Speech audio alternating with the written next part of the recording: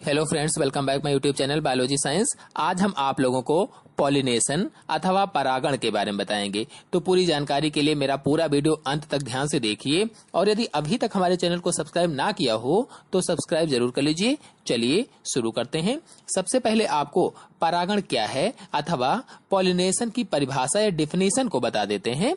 तो किसी पुष्प के पराग कोशों से निकले हुए पराग कणों का उसी पुष्प के वर्तिकाग्र अथवा उसी जाति के किसी दूसरे पुष्प के वर्तिकाग्र पर पहुंचने की क्रिया को ही परागण या पॉलिनेशन कहते हैं। इस परिभाषा को और अच्छी तरह से आपको समझा देते हैं। जब कोई पुष्प होता है उसमें परागकोश जो होते हैं, यानी जो पुंकेसर होता है, जो पुमंग होता है, जो नर जनन अंग होता है, उसमें पराग कोशों के अंदर पराग कण भरे रहते हैं, पॉलन ग्रेन्स रहते हैं। तो वो जो पराग कण होते हैं उसी पुष्प के वर्तिकाग्र पर अथवा उसी जाति के किसी दूसरे पुष्प के वर्तिकाग्र पर जब पहुंचते हैं तो इसी पहुंचने की क्रिया को ही परागण या पॉलिनेशन कहते हैं। अथवा इसको ऐसे समझें कि जो पराग कण होते हैं, पराग कणों का उसी पुष्प के वर्तिकाग्र पर पहुंचना अथवा उसी जाति के किसी दूसरे पुष्प के वर्तिकाग्र पर पहुंचना ही परागण या पॉलिनेशन कहलाता है। तो सीधी सी बात है कि जब वर्तिकाग्र पर परागकण पहुंचते हैं तो उसी क्रिया को ही परागण या पॉलिनेशन कहा जाता है। आपको बता दें कि जैसे मनुष्य जनन या रिप्रोडक्शन द्वारा अपनी जैसी ही संतानें उत्पन्न करता है और जीवन चक्र पीढ़ी दर पीढ़ी चलता रहता है, वैसे ही मानव प्रजाति की तरह ही पादप जगत में भी जीवन चक्र का संचालन एक जटिल प्रक्रिया होती है।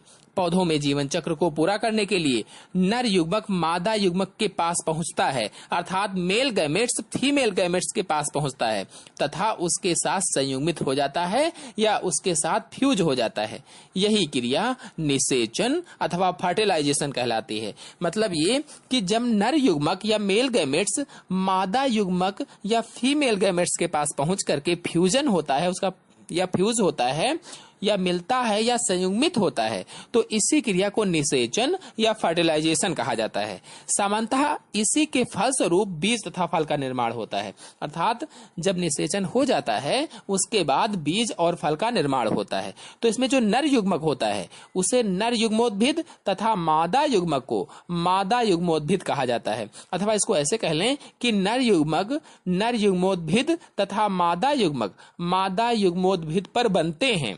आपको बता दें कि आवृतबीजी पौधों में परागकण या पॉलन ग्रेन्स ही नर युग्मोद्भिद होते हैं। तो जो आवृतबीजी पौधे होते हैं उनमें जो नर युग्मोद्भिद होता है वो क्या होता है, या नर युग्मक क्या होता है, जो परागकण होते हैं, जो पॉलन ग्रेन्स होते हैं, जो परागकोशों के अंदर पाए जाते हैं, उन्हें ही नर युग्मोद्भिद कहा जाता है। ये संपूर्ण रूप में परागकोश के स्फुटन के बाद किसी प्रकार उसी पुष्प अथवा उसी जाति के अन्य पुष्प के जायांग के वर्तिकाग्र पर पहुंचते हैं। मतलब ये कि परागकोश के स्फुटन के बाद अर्थात जब परागकोश स्फुटित होते हैं या फटते हैं तो किसी न किसी प्रकार से या कर्मक के द्वारा या माध्यम से उसी पुष्प अथवा उसी जाति के किसी अन्य पुष्प के जायांग के वर्तिकाग्र पर पहुंचते हैं।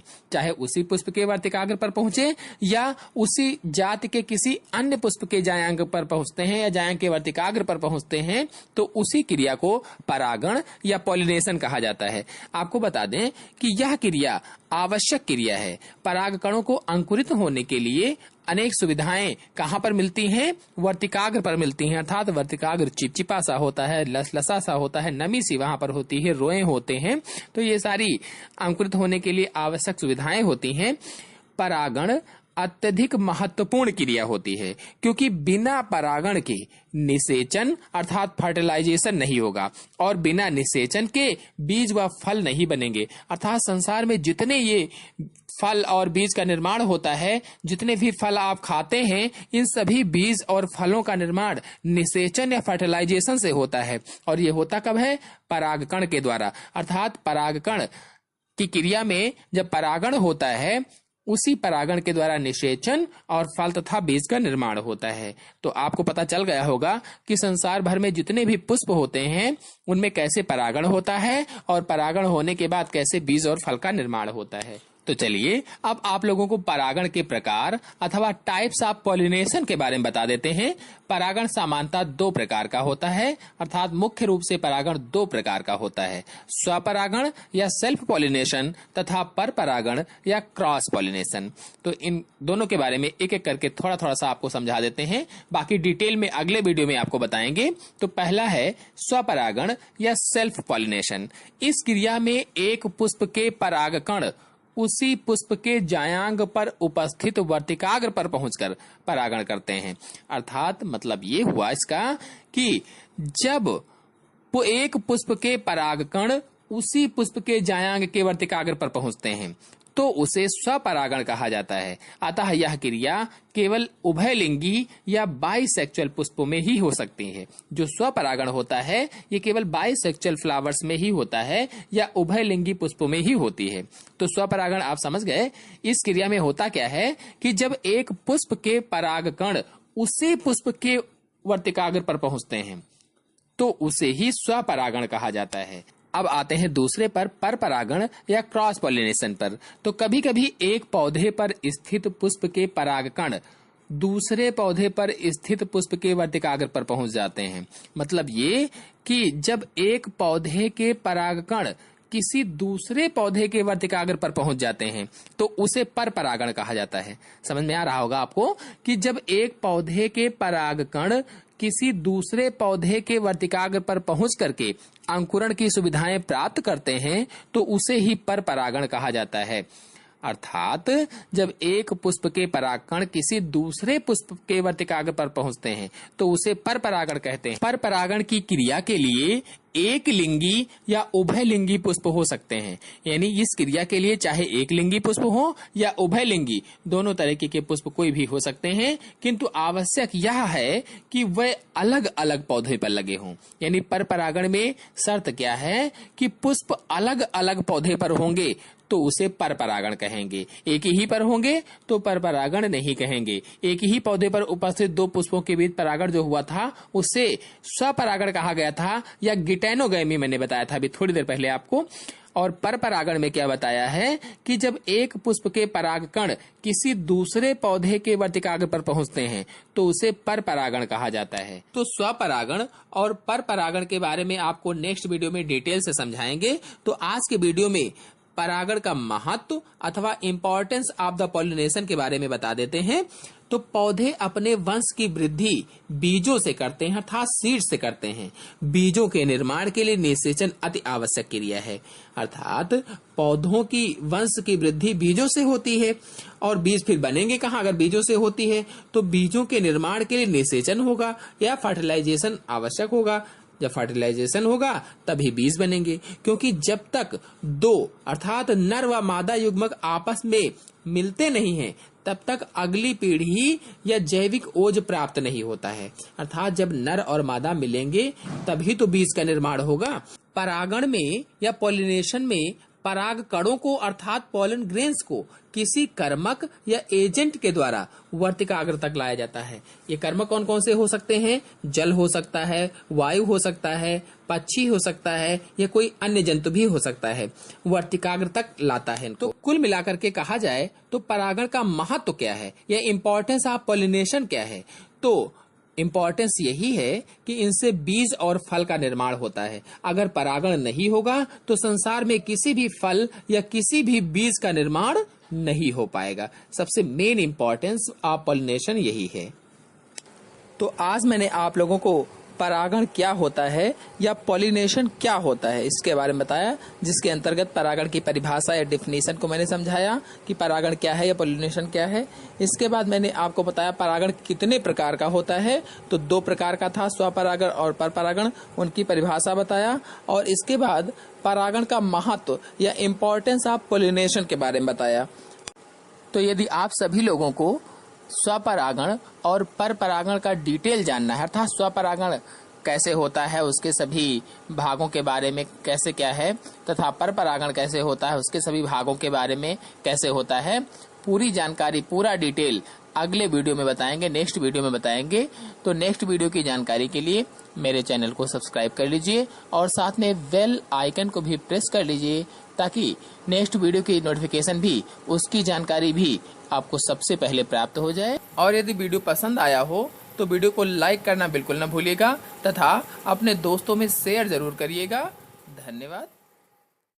Hello friends, welcome back my YouTube channel biology science. आज हम आप लोगों को स्वपरागण अर्थात सेल्फ पॉलिनेशन के बारे में बताएंगे। तो पूरी जानकारी के लिए मेरा पूरा वीडियो अंत तक ध्यान से देखिए और यदि अभी तक हमारे चैनल को सब्सक्राइब ना किया हो तो सब्सक्राइब जरूर कर लीजिए। चलिए शुरू करते हैं। किसी पुष्प के पराग कोषों से निकले हुए पराग कणों का उसी पुष्प के वर्तिकाग्र पर अथवा उसी जाति के किसी दूसरे पुष्प के वर्तिकाग्र पर पहुंचने की क्रिया को परागण कहते हैं। ये परागण की परिभाषा है या पॉलिनेशन की डिफिनेशन है। चलिए परागण की परिभाषा या पॉलिनेशन की डिफिनेशन को इस चित्र के माध्यम से आपको समझा देते हैं। ये जो आप पुष्प देख रहे हैं, इसमें ये जो परागकोश होते हैं, जब ये परिपक्व होते हैं या जब पकते हैं तब ये फट जाते हैं या स्फुटित होते हैं।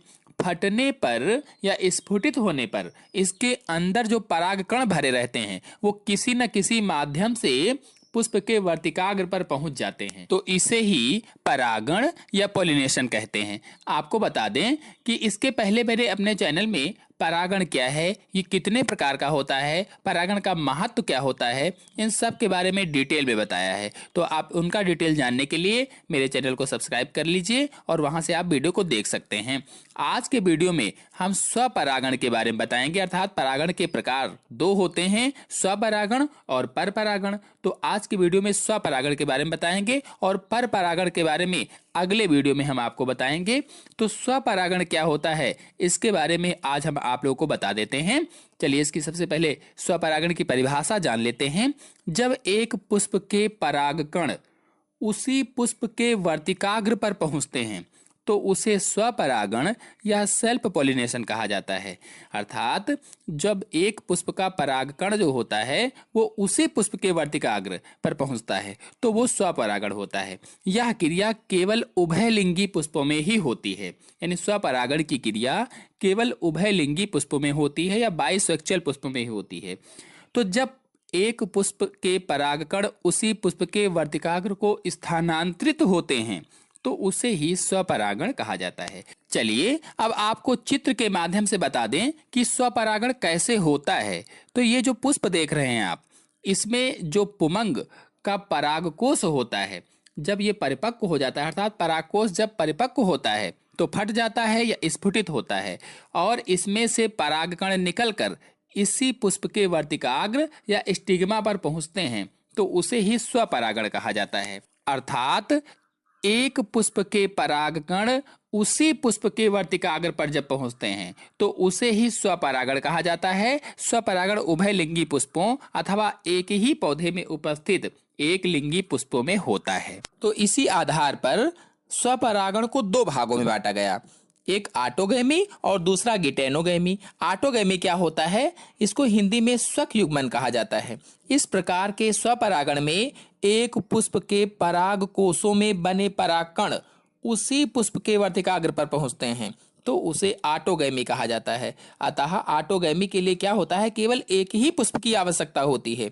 दूसरे शब्दों में कहा जाए तो स्वक युग्मन में पुष्प अपने ही पराग कणों के द्वारा परागित होते हैं तो उसे ही ऑटोगैमी कहा जाता है। तो आपको अच्छी तरह से ऑटोगैमी क्या होती है समझ में आ गई होगी।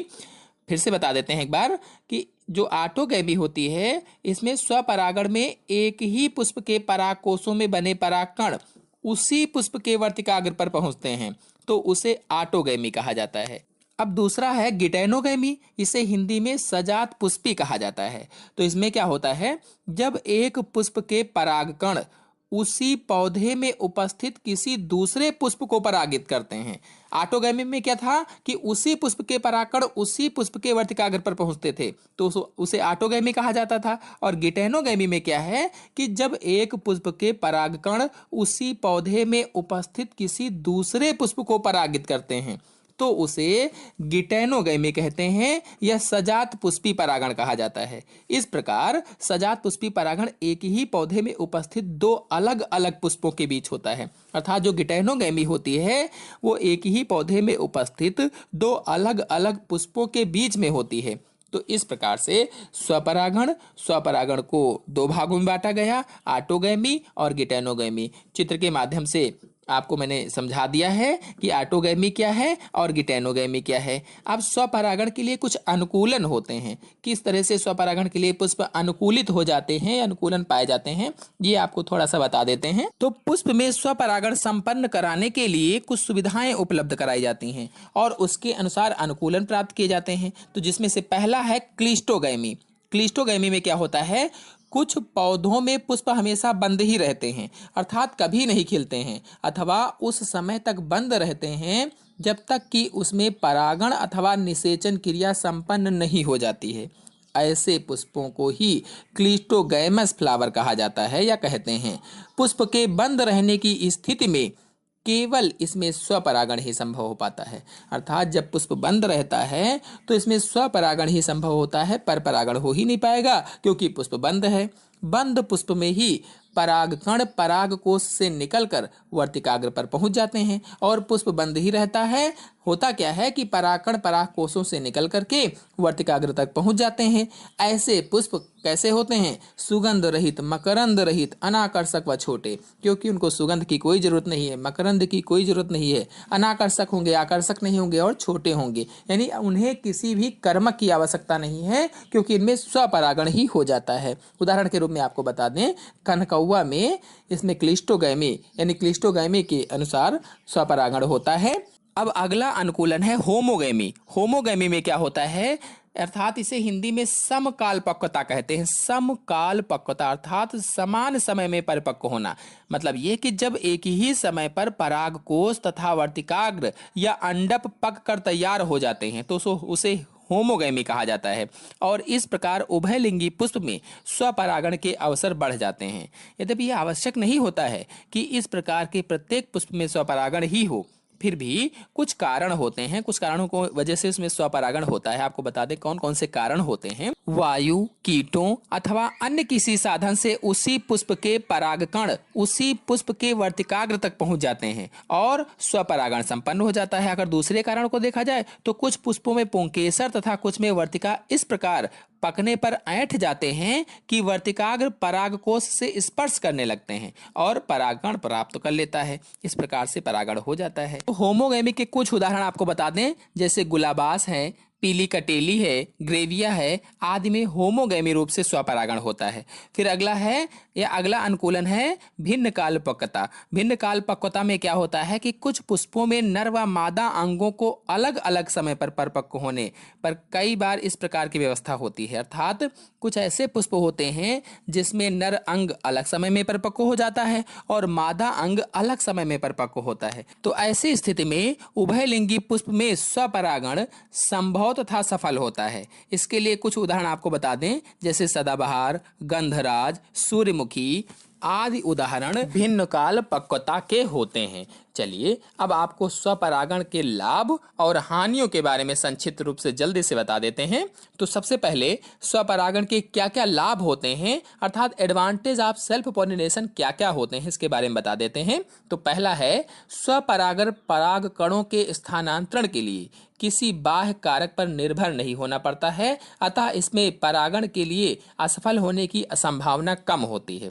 मतलब ये हुआ कि स्वपरागण के लिए किसी बाह्य कारक या किसी कर्मक की आवश्यकता नहीं होती है, इसमें अपने आप परागण हो जाता है। इसलिए न जल, न वायु, न कीट, न कोई भी जंतु यानी किसी की भी आवश्यकता नहीं होती। एक तो लाभ ये हुआ, और दूसरा स्वपरागण में बहुत कम परागकणों की आवश्यकता होती है और उनकी क्षति भी कम होती है, अतः पौधे को बहुत अधिक संख्या में परागकण बनाने की आवश्यकता नहीं होती है।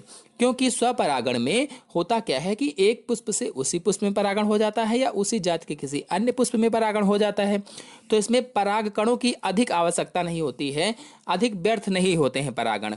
फिर अगला है स्वपरागण के लिए अधिक बड़े, आकर्षक व सुगंधित पुष्पों की आवश्यकता नहीं होती है। किसी आकर्षक आकर्षण की आवश्यकता होती नहीं, क्योंकि किसी को इनको बुलाना होता नहीं है परागण के लिए, इसलिए ये अधिक बड़े, आकर्षक व सुगंधित पुष्पों की तरह से नहीं होते हैं, अर्थात ये गुण इसमें नहीं पाए जाते हैं। फिर अगला है, चूंकि स्वपरागित पौधों में भिन्न जनकों के लक्षण का संलयन नहीं होता है, अतः स्वपरागित जातियों में आनुवांशिक शुद्धता अनिश्चित काल तक बनी रहती है।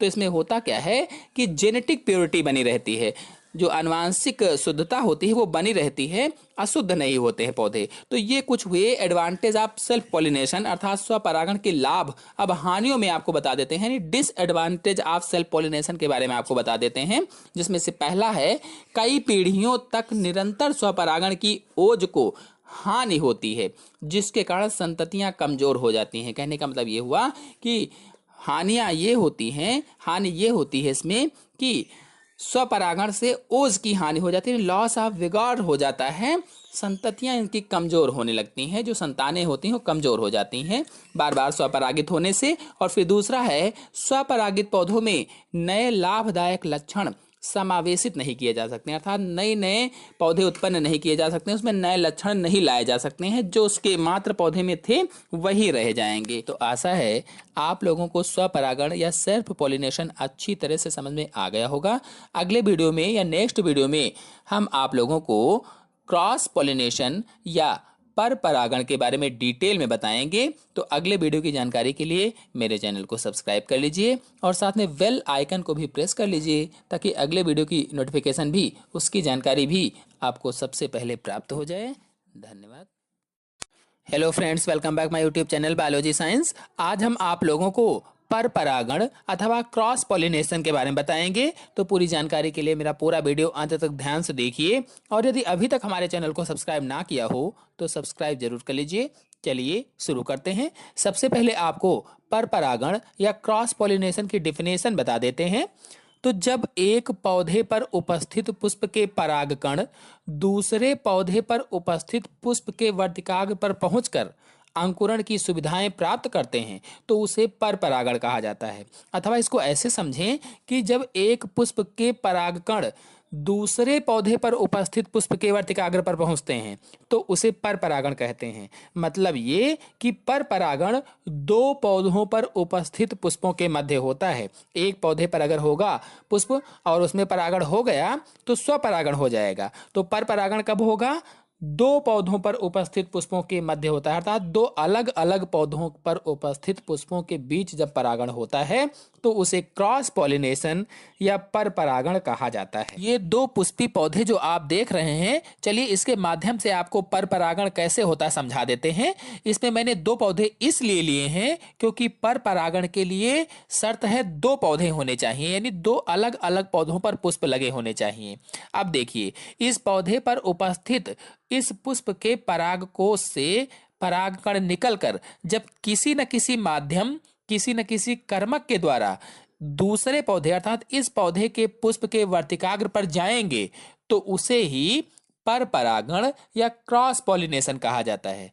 तो अब आपको पर परागण क्या होता है अच्छी तरह से समझ में आ गया होगा। मतलब जब एक पौधे के पुष्प के परागकण निकलकर दूसरे पौधे पर उपस्थित पुष्प के वर्तिकाग्र पर पहुंचते हैं, तो उसे ही पर परागण कहा जाता है। मतलब ये कि परागकणों का एक पुष्प से दूसरे पौधे पर उपस्थित पुष्प के वर्तिकाग्र तक पहुंचने की क्रिया ही पर परागण या क्रॉस पॉलिनेशन कहलाती है। और पर परागण के लिए या क्रॉस पॉलिनेशन के लिए पुष्प एक लिंगी या उभयलिंगी हो सकते हैं, किंतु अलग अलग पौधे पर लगे होने चाहिए। अर्थात पर परागण में पुष्प चाहे एक लिंगी हो या उभयलिंगी हो, लेकिन शर्त यह है कि वह अलग अलग पौधे पर लगे हों। तो कुल मिलाकर कहा जाए तो पर परागण दो अलग अलग पौधों पर लगे पुष्पों के बीच होता है, उसे ही पर परागण कहते हैं। तो पराग कणों को एक पुष्प से दूसरे पौधे पर उपस्थित पुष्प के वर्तिकाग्र तक पहुंचाने के लिए किसी न किसी माध्यम या किसी न किसी कारक की आवश्यकता होती है। तो पर परागण में दो पौधों पर उपस्थित पुष्पों के बीच में परागण होना है, तो वहां पर इतनी दूर किसी न किसी कर्मक या किसी न किसी माध्यम के द्वारा परागकण पहुंचेंगे, क्योंकि एक ही पौधे पर लगे नहीं हैं कि गिर जाएंगे, इसलिए किसी न किसी कर्मक या किसी न किसी कारक की आवश्यकता होती है। तो पर परागण के ये कारक, जिन्हें कर्मक भी कहते हैं, सामान्यतः वायु, जल एवं जंतु होते हैं। इन कर्मकों के आधार पर परागण को 3 भागों में बांटा गया है। पहला वायु द्वारा परागण अथवा इसको वायु परागण भी कहते हैं। दूसरा जंतुओं द्वारा परागण अथवा इसको जंतु परागण भी कहते हैं। तीसरा जल द्वारा परागण अथवा इसको जल परागण भी कहते हैं। तो पहला है वायु द्वारा परागण या वायु परागण, इसके बारे में जान लेते हैं। तो वायु परागण की विधि तथा अनुकूलन आपको बता देते हैं। अनेक पौधों में पर परागण वायु के द्वारा होता है। वायु के साथ धूल के कणों की तरह परागकण पुष्पों से उड़ाए जाते हैं और उड़ते रहते हैं और दूसरे पुष्पों तक पहुंचते रहते हैं। अर्थात वायु के साथ क्या होता है, जैसे धूल के कण उड़ते हैं वैसे ही परागकण वायु के साथ उड़कर दूसरे पुष्पों तक, दूसरे पौधों के पुष्पों तक पहुंच जाते हैं। इस प्रकार के परागण के लिए पुष्प अनेक अवयव या परागकण विशेष प्रकार से अनुकूलित होते हैं। तो उनके कुछ अनुकूलन आपको बता देते हैं। यानी वायु द्वारा परागित होने वाले पुष्प अलग तरह से अनुकूलित हो जाते हैं, वायु में परागित होने के लिए अनुकूलित हो जाते हैं। तो पुष्पों के अनुकूलन क्या है? वायु परागित पुष्प प्रायः अनाकर्षक तथा छोटे होते हैं, अर्थात ये तड़क भड़क इसमें कोई नहीं होता है, तड़क भड़क विहीन होते हैं और छोटे होते हैं, इसलिए कहा अनाकर्षक होते हैं। वायु परागित पुष्पों में सुगंध, मधु इत्यादि नहीं होते, यानी सुगंध की कोई जरूरत नहीं होती है, मधु की कोई जरूरत नहीं होती है। सामान्यतः नर तथा मादा अंग अलग अलग पुष्पों में होते हैं, और ये जो पुष्प होते हैं नर और मादा अंग अलग अलग पुष्पों में पाए जाते हैं, तथा ये एक लिंगी पुष्प प्रायः अलग अलग पौधों पर उपस्थित होते हैं या स्थित होते हैं। आपको बता दें, पुष्प सामान्यतः पतझड़ के समय निकलते हैं, जब पौधे बिल्कुल नग्न होते हैं और पुष्प तथा उनके जनन अंग आसानी से वायु के संपर्क में आ जाते हैं। जब वो नग्न होंगे, पतझड़ होगा, तो क्या होता है कि आसानी से पुष्प उनके संपर्क में यानी वायु के संपर्क में आ जाएंगे, जिससे परागण हो जाएगा। अधिकतर पुष्प जो होते हैं समूह में निकलते हैं, जैसे मंजरी है, कैटकिन है, ये आदि होते हैं। अब आते हैं नर अंगों में अनुकूलन क्या क्या होता है। तो वायु परागित पुष्पों में पुंकेसर के पुतंतु प्रायः लंबे हो जाते हैं। जो पुतंतु पुंकेसर का होता है, जो डंठल होता है, वो लंबा हो जाता है, जो वायु के द्वारा परागित होने वाले पुष्प होते हैं, ताकि परागकण वायु से ही पुष्प से बाहर निकाले जा सकें। अर्थात जब पुतंतु लंबा होगा तो पुष्प से बाहर निकला रहेगा। अब जब पुष्प से बाहर निकला होगा तो क्या होगा कि वायु आएगी उसके संपर्क में तुरंत, और परागकण बाहर निकलकर बिखर जाएंगे, दूसरे पौधों तक पहुंच जाएंगे। पुतंतु तथा पराग कोशों का अभिलाग प्रायः मुक्त डोली होता है, ताकि हल्की वायु गति में ही परागकोश झूलकर परागकणों को बिखरा सकें। मुक्त डोली यानी हल्के से हवा लगने से ही परागकण बाहर बिखर सके। जैसे आपको बता दें, गेहूं में होता है, मक्का है, धान है, बाजरा है, आदि में वायु द्वारा परागित होता है। ये नर अंगों के अनुकूलन हम आपको बता रहे हैं। पराग कोशों में परागकणों की संख्या क्या होती? अत्यधिक होती है। अर्थात वायु द्वारा परागित होने वाले पुष्पों में पराग कोशों के अंदर परागकणों की संख्या अधिक होती है, क्योंकि वायु परागण में अनेक परागकण तो व्यर्थ हो जाते हैं, अनेक परागकण जो होते हैं वो खराब हो जाते हैं। परागकण भी शुष्क, छोटे, हल्के तथा धूल के कणों की तरह होते हैं। अर्थात वायु परागित जो पुष्प होते हैं उनके परागकण कैसे होंगे? शुष्क, सूखे होंगे, छोटे होंगे, हल्के होंगे और धूल के कणों की तरह से होंगे, ताकि वायु में आसानी से तैर सकें।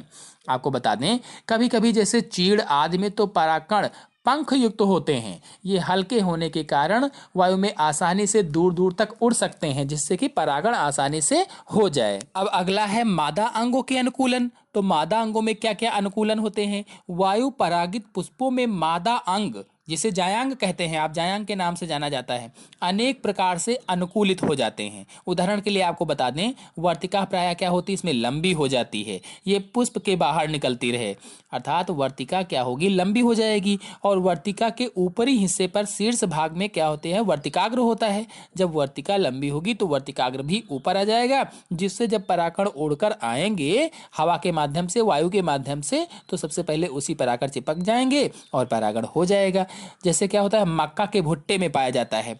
अनेक बार वर्तिका व वर्तिकाग्र अत्यधिक शाखित होते हैं, जैसे धान में अत्यधिक शाखित होते हैं वर्तिका और वर्तिकाग्र। अनेक बार वायु परागित पौधों में वर्तिकाग्र पंखदार भी होते हैं, रोम युक्त होते हैं और चिपचिपे होते हैं, जैसे बांस, घास, गन्ना, गेहूं आदि में। तो इस प्रकार से मादा अंगों के अनुकूलन हो जाएंगे।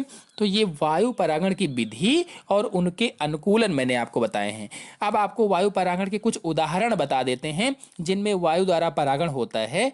तो कुछ अनाजों में जैसे गेहूं, चावल, मक्का, बाजरा आदि वायु द्वारा परागित होने वाले होते हैं। इसी प्रकार ताड़ों में चीड़, मजनू, सफेदा, शाहबलूत आदि होते हैं और बांस, घास, गन्ना आदि भी वायु द्वारा परागित होते हैं। इसी प्रकार वायु परागण के कुछ अन्य उदाहरण में एल्म, बीच, बर्च, हैजल आदि भी होते हैं जिनमें वायु द्वारा परागण होता है।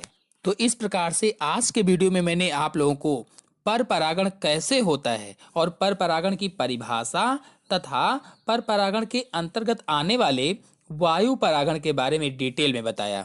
अगले वीडियो में आप लोगों को पर परागण या क्रॉस पॉलिनेशन के अंतर्गत आने वाले जंतु परागण तथा जल परागण के बारे में डिटेल में समझाएंगे। आपको बता दें कि मेरे चैनल में बायोलॉजी के बेस्ट टॉपिक्स वाले वीडियो अपलोड हैं और साथ ही साथ विभिन्न कॉम्पिटिटिव एग्जाम्स के क्विज़ वाले वीडियो भी अपलोड हैं, जिसके लिए आप मेरे चैनल को सब्सक्राइब कर लीजिए। और अगर ये वीडियो अच्छा लगा हो तो वीडियो को लाइक ज़रूर करना और अपने दोस्तों में शेयर करना बिल्कुल ना भूलना। तो आशा है मेरे द्वारा बताया गया पर परागण या क्रॉस पॉलिनेशन आपको अच्छी तरह से समझ में आ गया होगा। तो आज के अंक में इतना ही। अगले अंक की जानकारी के लिए मेरे चैनल को सब्सक्राइब कर लीजिए और साथ में बेल आइकन को भी प्रेस कर लीजिए ताकि आने वाले अगले वीडियो की नोटिफिकेशन भी, उसकी जानकारी भी आपको सबसे पहले प्राप्त हो जाए। धन्यवाद। Hello friends, welcome back my YouTube channel biology science. आज हम आप लोगों को स्वपरागण तथा पर परागण में अंतर बताएंगे, अर्थात सेल्फ पॉलिनेशन और क्रॉस पॉलिनेशन में डिफरेंस बताएंगे। तो पूरी जानकारी के लिए मेरा पूरा वीडियो अंत तक ध्यान से देखिए और यदि अभी तक हमारे चैनल को सब्सक्राइब ना किया हो तो सब्सक्राइब जरूर कर लीजिए। चलिए शुरू करते हैं। तो सबसे पहला अंतर है, स्वपरागण में पुष्प द्विलिंगी होते हैं। जब एक लिंगी होते हैं तो नर व मादा पुष्प एक ही पौधे पर लगे होते हैं। द्विलिंगी का मतलब है कि एक ही पुष्प में नर और मादा दोनों अंग उपस्थित हों, अर्थात एंड्रोसियम और गायनेसियम दोनों उपस्थित हों या पुमंग और जायांग उपस्थित हों, तो वो द्विलिंगी होता है। एक लिंगी जब जायांग हो और पुमंग ना हो, एक लिंगी हो गया, या पुमंग हो जायांग न हो। तो जब एक लिंगी होते हैं तो नर व मादा पुष्प एक ही पौधे पर लगे होते हैं, तो ये हो जाएगा स्वपरागण। जबकि पर परागण में पुष्प द्विलिंगी अथवा एक लिंगी तथा नर व मादा पुष्प अलग अलग पौधे पर भी लगे हो सकते हैं। पर परागण में क्या होगा, क्रॉस पॉलिनेशन में क्या होता है कि पुष्प द्विलिंगी हो अथवा एक लिंगी हो तथा नर व मादा पुष्प अलग अलग पौधे पर लगे हों, यानी कि इसमें अलग अलग पौधे की आवश्यकता होगी या अलग अलग पौधे पर लगे हों तो उसमें पर परागण होता है। फिर अगला है, नर और मादा भाग एक साथ परिपक्व होते हैं जिनमें स्वपरागण होता है, यानी ऐसे पुष्प जिनमें स्वपरागण होता है, सेल्फ पॉलिनेशन होता है, उनमें नर और मादा भाग एक साथ में परिपक्व होते हैं, एक साथ में मैच्योर होते हैं, यानी गायनेसियम और एंड्रोसियम एक साथ में मैच्योर होते हैं। जबकि पर परागण में अधिकतर अवस्थाओं में नर व मादा भाग अलग अलग समय में परिपक्व होते हैं, अर्थात जो पर परागण होता है, क्रॉस पॉलिनेशन होता है, इसमें अधिकतर अवस्थाओं में नर और मादा भाग अलग अलग समय में परिपक्व होते हैं या अलग अलग समय में मैच्योर होते हैं। अगला अंतर है, पुंकेसर व स्त्रीकेसर पुष्प में इस प्रकार स्थित होते हैं कि परागकण आसानी से वर्तिकाग्र पर गिर सकें। तो जिनमें सेल्फ पॉलिनेशन होता है या स्वपरागण होता है, उनमें पुंकेसर व स्त्रीकेसर यानी एंड्रोसियम और गायनेसियम पुष्प में इस प्रकार से स्थित होते हैं कि परागकण आसानी से वर्तिकाग्र पर गिर सकें, यानी वो उसी हिसाब से सिचुएटेड हो जाते हैं, उसी हिसाब से स्थित हो जाते हैं कि आसानी से जो परागकण परागकोश से निकल करके आते हैं वो वर्तिकाग्र पर आसानी से गिर सकें। जबकि पर परागण में नर और मादा भाग प्रायः इस प्रकार व्यवस्थित होते हैं कि परागकण उसी पुष्प के वर्तिकाग्र पर नहीं पहुंच सकें। और जबकि पर परागण में यानी क्रॉस पॉलिनेशन में क्या होता है कि नर और मादा यानी एंड्रोसियम और गायनेशियम इस प्रकार से व्यवस्थित होते हैं, इस प्रकार से सिचुएटेड होते हैं कि परागकण उसी पुष्प के वर्तिकाग्र पर ना पहुंच सकें। फिर अगला अंतर है, पुष्प में प्रायः सुगंध रहित अनाकर्षक छोटे तथा मकरंद रहित होते हैं। यानी जो स्वपरागण में पुष्प होते हैं या सेल्फ पॉलिनेशन में पुष्प होते हैं वह सुगंध रहित होते हैं। स्वपरागण में सुगंध की कोई आवश्यकता नहीं होती है, आकर्षण की कोई आवश्यकता नहीं होती है, पुष्प छोटे होते हैं, मकरंद रहित होते हैं, अर्थात उसमें शहद नहीं होता है या मकरंद नहीं होता है या रस नहीं होता है। तो स्वपरागण के लिए इन अवस्थाओं की आवश्यकता नहीं होती, क्योंकि उनको किसी को आकर्षित करने की जरूरत नहीं होती है। इसलिए सुगंध रहित अनाकर्षक छोटे तथा मकरंद रहित स्वपरागण वाले पुष्प होते हैं, जबकि पर परागण में पुष्प प्रायः गंध युक्त होते हैं, आकर्षक होते हैं, बड़े या छोटे तो समूहों में मकरंद युक्त भी होते हैं। यानी इसके विपरीत पर परागण में क्या होता है, क्रॉस पॉलिनेशन में क्या होता है कि सुगंध वाले होते हैं, यानी गंध युक्त होते हैं, आकर्षक भी होंगे, बड़े भी होंगे, अगर छोटे हैं तो समूहों में होंगे, और मकरंद भी उसमें होगा, यानी शहद भी होगा, रस भी होगा। इस प्रकार से ये कीटों को आकर्षित करते हैं या जंतुओं को आकर्षित करते हैं और पर परागण होता है। फिर अगला है, स्वपरागण में कुछ पौधों में पुष्प कभी खुलते ही नहीं, अर्थात बंद रहते हैं। स्वपरागण में क्या होता है कि कुछ पौधे ऐसे होते हैं जिनमें पुष्प खुलते ही नहीं, बंद ही रहते, क्योंकि स्वपरागण होना है तो खुलने की कोई जरूरत ही नहीं है, अंदर ही अंदर स्वपरागण हो जाएगा। कुछ पौधे ऐसे होते हैं जिनमें पुष्प कभी खुलते ही नहीं, बंद रहते हैं, जबकि पर परागण में ऐसी व्यवस्था नहीं होती है। तो इस प्रकार से आज मैंने आप लोगों को स्वपरागण तथा पर परागण अर्थात cross pollination and self pollination में अंतर बताया। आशा है आप लोगों को अच्छी तरह से समझ में आ गया होगा। आपको बता दें कि मैंने अपने चैनल में परागण पर कई सारे वीडियो अपलोड किए हैं, चाहे वो जंतु परागण हो, वायु परागण हो, जल परागण हो या कीट परागण हो। तो उन सभी वीडियोस को देखने के लिए और बायोलॉजी के अन्य टॉपिक्स वाले वीडियो को देखने के लिए मेरे चैनल को सब्सक्राइब कर लीजिए। तो आज के अंक में इतना ही। अगले अंक की जानकारी के लिए मेरे चैनल को सब्सक्राइब कर लीजिए और साथ में बेल आइकन को भी प्रेस कर लीजिए, ताकि आने वाले अगले वीडियो की नोटिफिकेशन भी, उसकी जानकारी भी आपको सबसे पहले प्राप्त हो जाए। धन्यवाद। Hello friends, welcome back my YouTube channel biology science. आज हम आप लोगों को पॉलिनेशन अथवा परागण के अंतर्गत जंतु परागण क्या है, इसकी कौन कौन सी विधियां होती हैं तथा इसके अनुकूलन क्या क्या हैं, अर्थात जंतु परागण हेतु विधियां, अनुकूलन और जंतु परागण की परिभाषा को बताएंगे। तो पूरी जानकारी के लिए मेरा पूरा वीडियो अंत तक ध्यान से देखिए, और यदि अभी तक हमारे चैनल को सब्सक्राइब ना किया हो तो सब्सक्राइब जरूर कर लीजिए।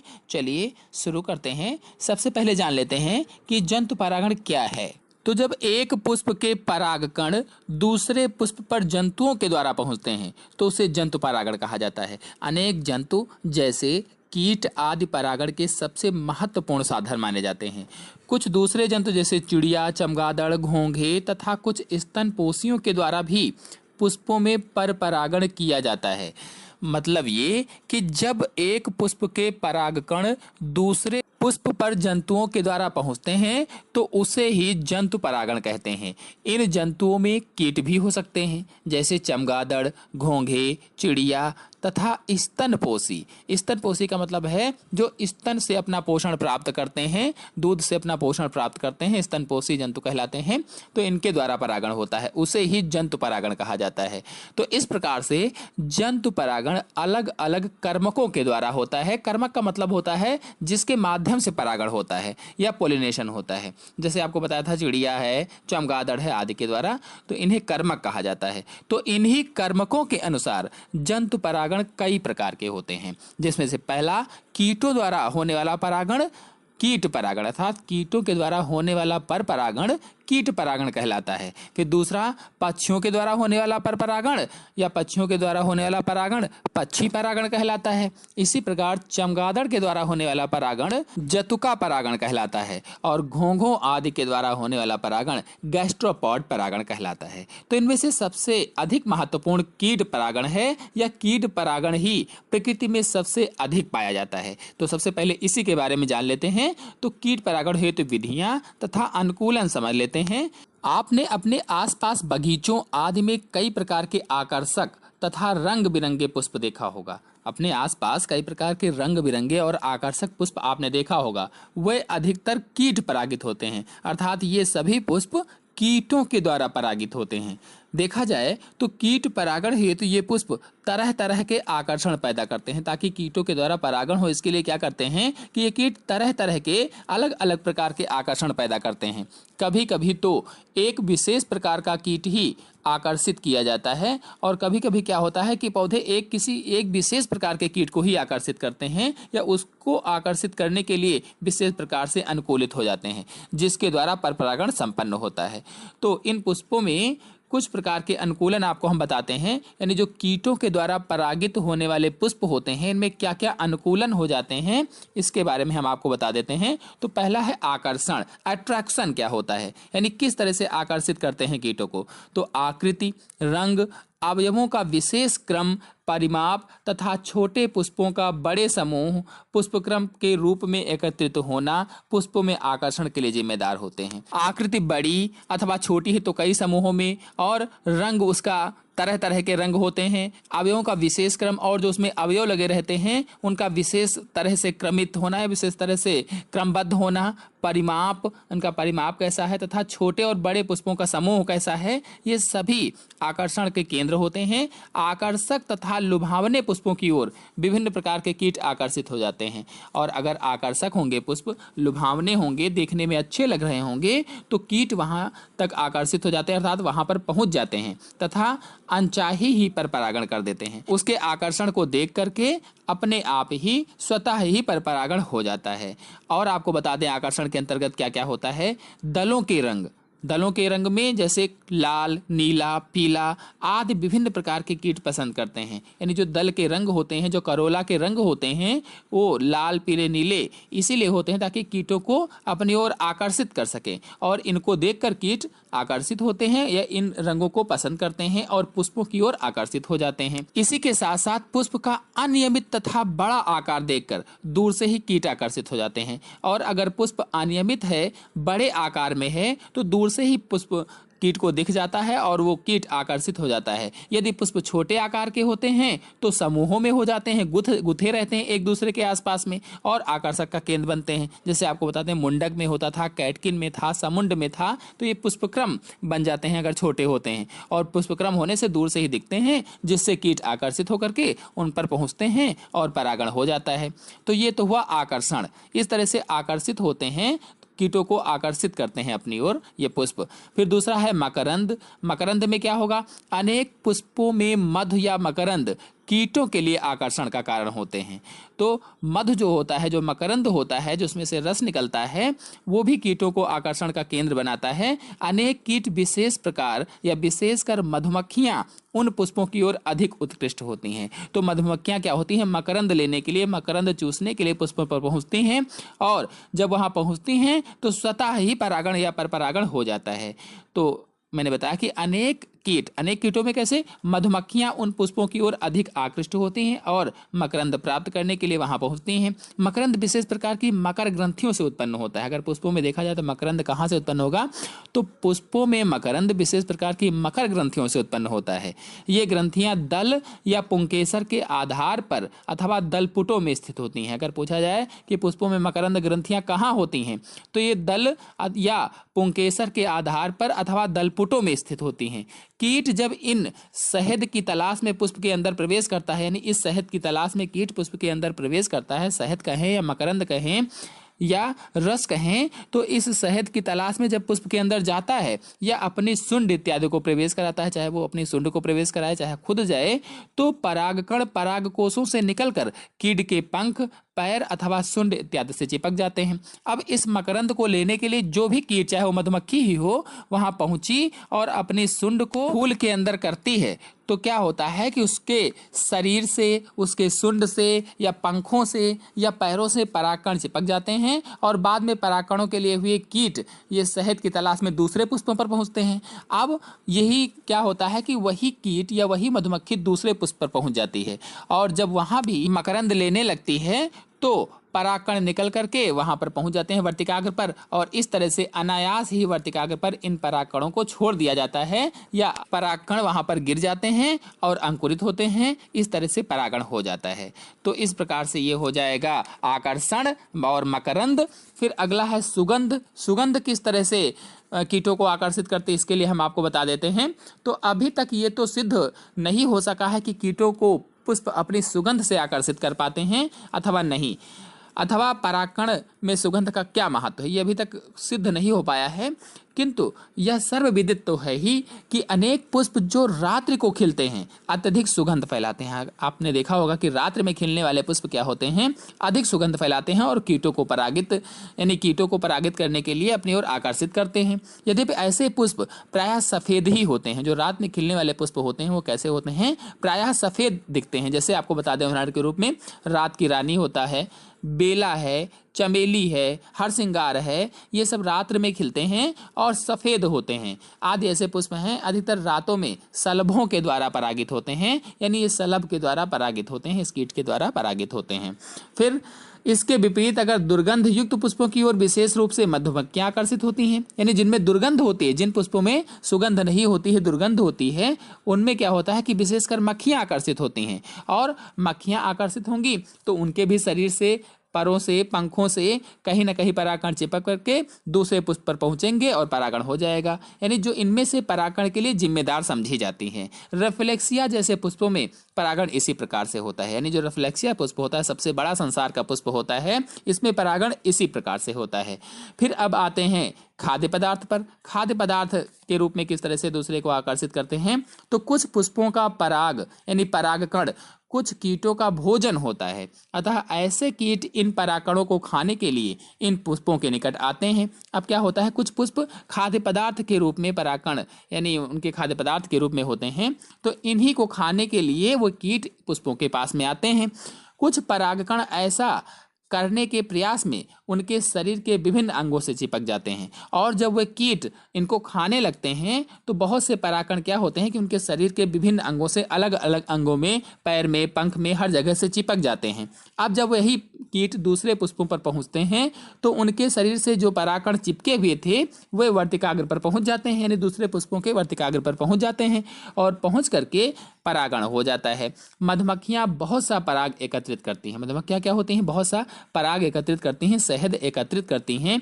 इनके बच्चे पराग को ही अपने भोजन की तरह प्रयोग करते हैं और बच्चे क्या करते हैं, उसी पराग को भोजन के रूप में खाते हैं। तो इस प्रकार से खाद्य पदार्थ के रूप में हो जाएगा। फिर आते हैं सुरक्षा। सुरक्षा में कैसे क्या होगा बता देते हैं। प्रोटेक्शन में क्या होगा, कुछ कीट बड़े पुष्पों में अथवा पुष्पक्रमों में बैठकर धूप, वर्षा, सर्दी इत्यादि से अपनी सुरक्षा करते हैं। यानी कुछ ऐसे भी कीट होते हैं जो बड़े बड़े पुष्पों के अंदर बैठ जाते हैं। वे धूप से बचने के लिए, वर्षा से बचने के लिए, सर्दी से बचने के लिए उन्हीं पुष्पों के अंदर बैठ जाते हैं। तो कुछ दूसरे अपने अंडे देने के लिए, और कुछ क्या होते हैं कि पुष्पों के अंदर ही अंडे देते हैं, तो अंडे देने के लिए पुष्प या पुष्पक्रम के अन्य भागों को अपना घर बना लेते हैं। इस क्रिया में होता क्या है कि पुष्प से पुष्प पर घूमने में ये अपने शरीर के विभिन्न अंगों पर चिपके परागकणों को परागण करने के लिए वर्तिकाग्र तक पहुंचा देते हैं। यानी जब एक पुष्प में बैठे हुए हैं फिर दूसरे पुष्प में पहुंचेंगे तो इस तरह से वर्तिकाग्र तक परागकण पहुंच जाएंगे, यानी उनके शरीर से चिपक करके दूसरे पुष्प के वर्तिकाग्र तक परागकण पहुंच जाएंगे और परागण हो जाएगा। तो इस प्रकार से ये कीट द्वारा परागण आपको अच्छी तरह से समझ में आ गया होगा। एक बार जल्दी से सारांश के रूप में आपको बता देते हैं कि जब कोई कीट किसी रस को या मकरंद को या सुगंध को या आकर्षण को देखकर किसी पुष्प पर पहुंचता है, वहां जब पहुंचता है तो उसके शरीर के किसी न किसी भाग से परागकण चिपक जाते हैं, और जब वो दूसरे पुष्प पर पहुंचता है तो क्या होता है, वही परागकण दूसरे पुष्प के वर्तिकाग्र पर पहुंच जाते हैं और इस तरह से परागण हो जाता है। तो यानी इन कीटों के द्वारा परागण इस प्रकार से होता है। अब आपको बता दें कि कीट परागण के उदाहरण कौन कौन से हैं, यानी किन किन पौधों में लगभग कीट परागण होता है। पर परागित पुष्पों में अधिकतर पुष्प कीट परागित ही होते हैं, यानी पर परागण में पुष्प क्या होते हैं, अधिकतर कीटों द्वारा ही परागित होते हैं। तो उदाहरण के रूप में जैसे सरसों कुल के पौधे जो होते हैं, जो क्रूसीफेरी कुल के पौधे होते हैं, इन सभी में कीटों द्वारा परागण होता है। गुलाब तथा उसके कुल के अन्य अनेक पौधों में भी कीटों द्वारा ही परागण होता है। यूफोरबिया, बोगनविलिया, कोलोकेसिया है, सैल्विया है, फाइकस है, अंजीर, पीपर, गूलर, आर्किड्स, आक आदि में विशेष रूप से पुष्पों में परागण की विधियां कीटों के द्वारा ही होती हैं।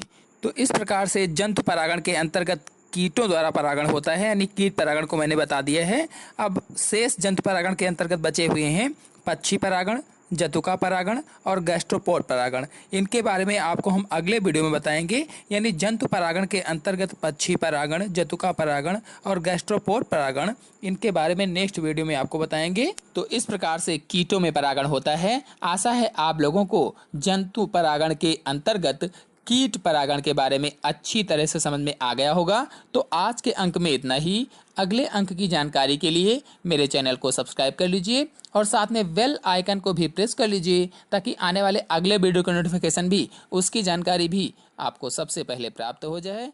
धन्यवाद। Hello friends, welcome back my YouTube channel biology science. आज हम आप लोगों को जंतु परागण के अंतर्गत आने वाले कीट परागण के कुछ प्रमुख उदाहरण, यानी उनमें किस तरह से परागण होता है, उसके बारे में बताएंगे। तो पूरी जानकारी के लिए मेरा पूरा वीडियो अंत तक ध्यान से देखिए, और यदि अभी तक हमारे चैनल को सब्सक्राइब ना किया हो तो सब्सक्राइब जरूर कर लीजिए। चलिए शुरू करते हैं। तो आज के वीडियो में यक्का में कीट परागण कैसे होता है, उदंबरुक पुष्पक्रमों में कीट परागण कैसे होता है, आक में कीट परागण कैसे होता है, सैल्विया में कीट परागण कैसे होता है, और साथ ही साथ मटर के पुष्प में कीट परागण कैसे होता है, तो इन सब के बारे में डिटेल में आपको बताएंगे। तो सबसे पहला है यक्का में कीट परागण। तो यक्का का जो पौधा होता है, इसमें पौधे के पुष्प घंटाकार होते हैं, यानी जैसे घंटा होता है बिल्कुल घंटे जैसे होते हैं और उल्टे लटके रहते हैं। वर्तिका जो होती है पुंकेसरों से लंबी होती है, जैसा कि आपको चित्र में दिख रहा है। ये यक्का का पुष्प है, ये अंड पुष्प होता है। तो इसमें वर्तिका पुंकेसरों से लंबी है, और वर्तिकाग्र कैसे होते हैं, प्याले की तरह नीचे की ओर लटके हुए हैं। अतः इस पुष्प के परागकण वर्तिकाग्र पर गिर ही नहीं पाएंगे, क्योंकि वर्तिका पुंकेसरों से लंबी है और वर्तिकाग्र प्याले की तरह नीचे ही लटके हुए हैं। तो क्या होगा कि परागकण वहां तक पहुंच ही नहीं पाएंगे, वर्तिकाग्र तक नहीं पहुंचेंगे। तो मादा सलभ क्या करती है कि परागकण अपने मुंह में एकत्रित कर लेती है, और एकत्रित करने के बाद यानी परागकणों को खाने के बाद पुष्प के भीतर प्रवेश करती है और पुष्प के अंडाशय के भीतर अपने अंडों को रखती है। तो मादा सलभ होती है, ये जो पुष्प का अंडाशय होता है, अंडाशय के भीतर अपने अंडों को रख देती है। अब इस कार्य में होता क्या है कि लगभग 20% तक जो बीजांड होते हैं वो नष्ट हो जाते हैं, क्योंकि वो मुंह में रखती है, इसलिए 20% तक बीजांड खराब हो जाते हैं, नष्ट हो जाते हैं। किंतु यह भी इसमें सत्य होता है कि इन सलभों के बिना परागण नहीं हो पाएगा। यानी ये जो मादा सलभ होते हैं या सलभ प्रणुबा होता है, इसके बिना इसमें परागण नहीं हो पाएगा। क्यों नहीं हो पाएगा? क्योंकि वर्तिका होती है लंबी और वर्तिकाग्र नीचे की ओर लटके होते हैं, इसलिए नहीं हो पाएगा। तो अंडे रखने के बाद क्या होता है, सलभ वर्तिका से होती हुई वर्तिकाग्र पर पहुंचकर अपने मुंह में रखे परागकणों को उगल देती है। इस प्रकार परागण संपन्न हो जाता है। तो जब ये अंडाशय के अंदर जो सलभ होता है अंडों को रख देता है, रखने के बाद क्या होता है कि वर्तिका से होती हुई वर्तिकाग्र पर पहुंचकर, जब वर्तिकाग्र पर पहुंचती है तो अपने मुंह से परागकणों को उगल देती है उसी पर, और जैसे उगलती है तो इस प्रकार से परागण हो जाता है। तो यक्का में कीट परागण इस तरह से होगा, यानी जो सलभ होती है, जो प्रणुबा होता है, ये परागकण अपने मुंह में एकत्रित कर लेती है और पुष्प के भीतर प्रवेश करके अंडाशय के अंदर अपने अंडे रखती है। और अंडे रखने के बाद क्या होता है कि ये वर्तिका से होती हुई वर्तिकाग्र पर पहुंचती है और पहुंच करके अपने मुंह में रखे हुए परागकणों को उगल देती है। इस प्रकार से यक्का में कीट परागण हो जाता है। तो यक्का में कीट परागण आपको अच्छी तरह से समझ में आ गया होगा।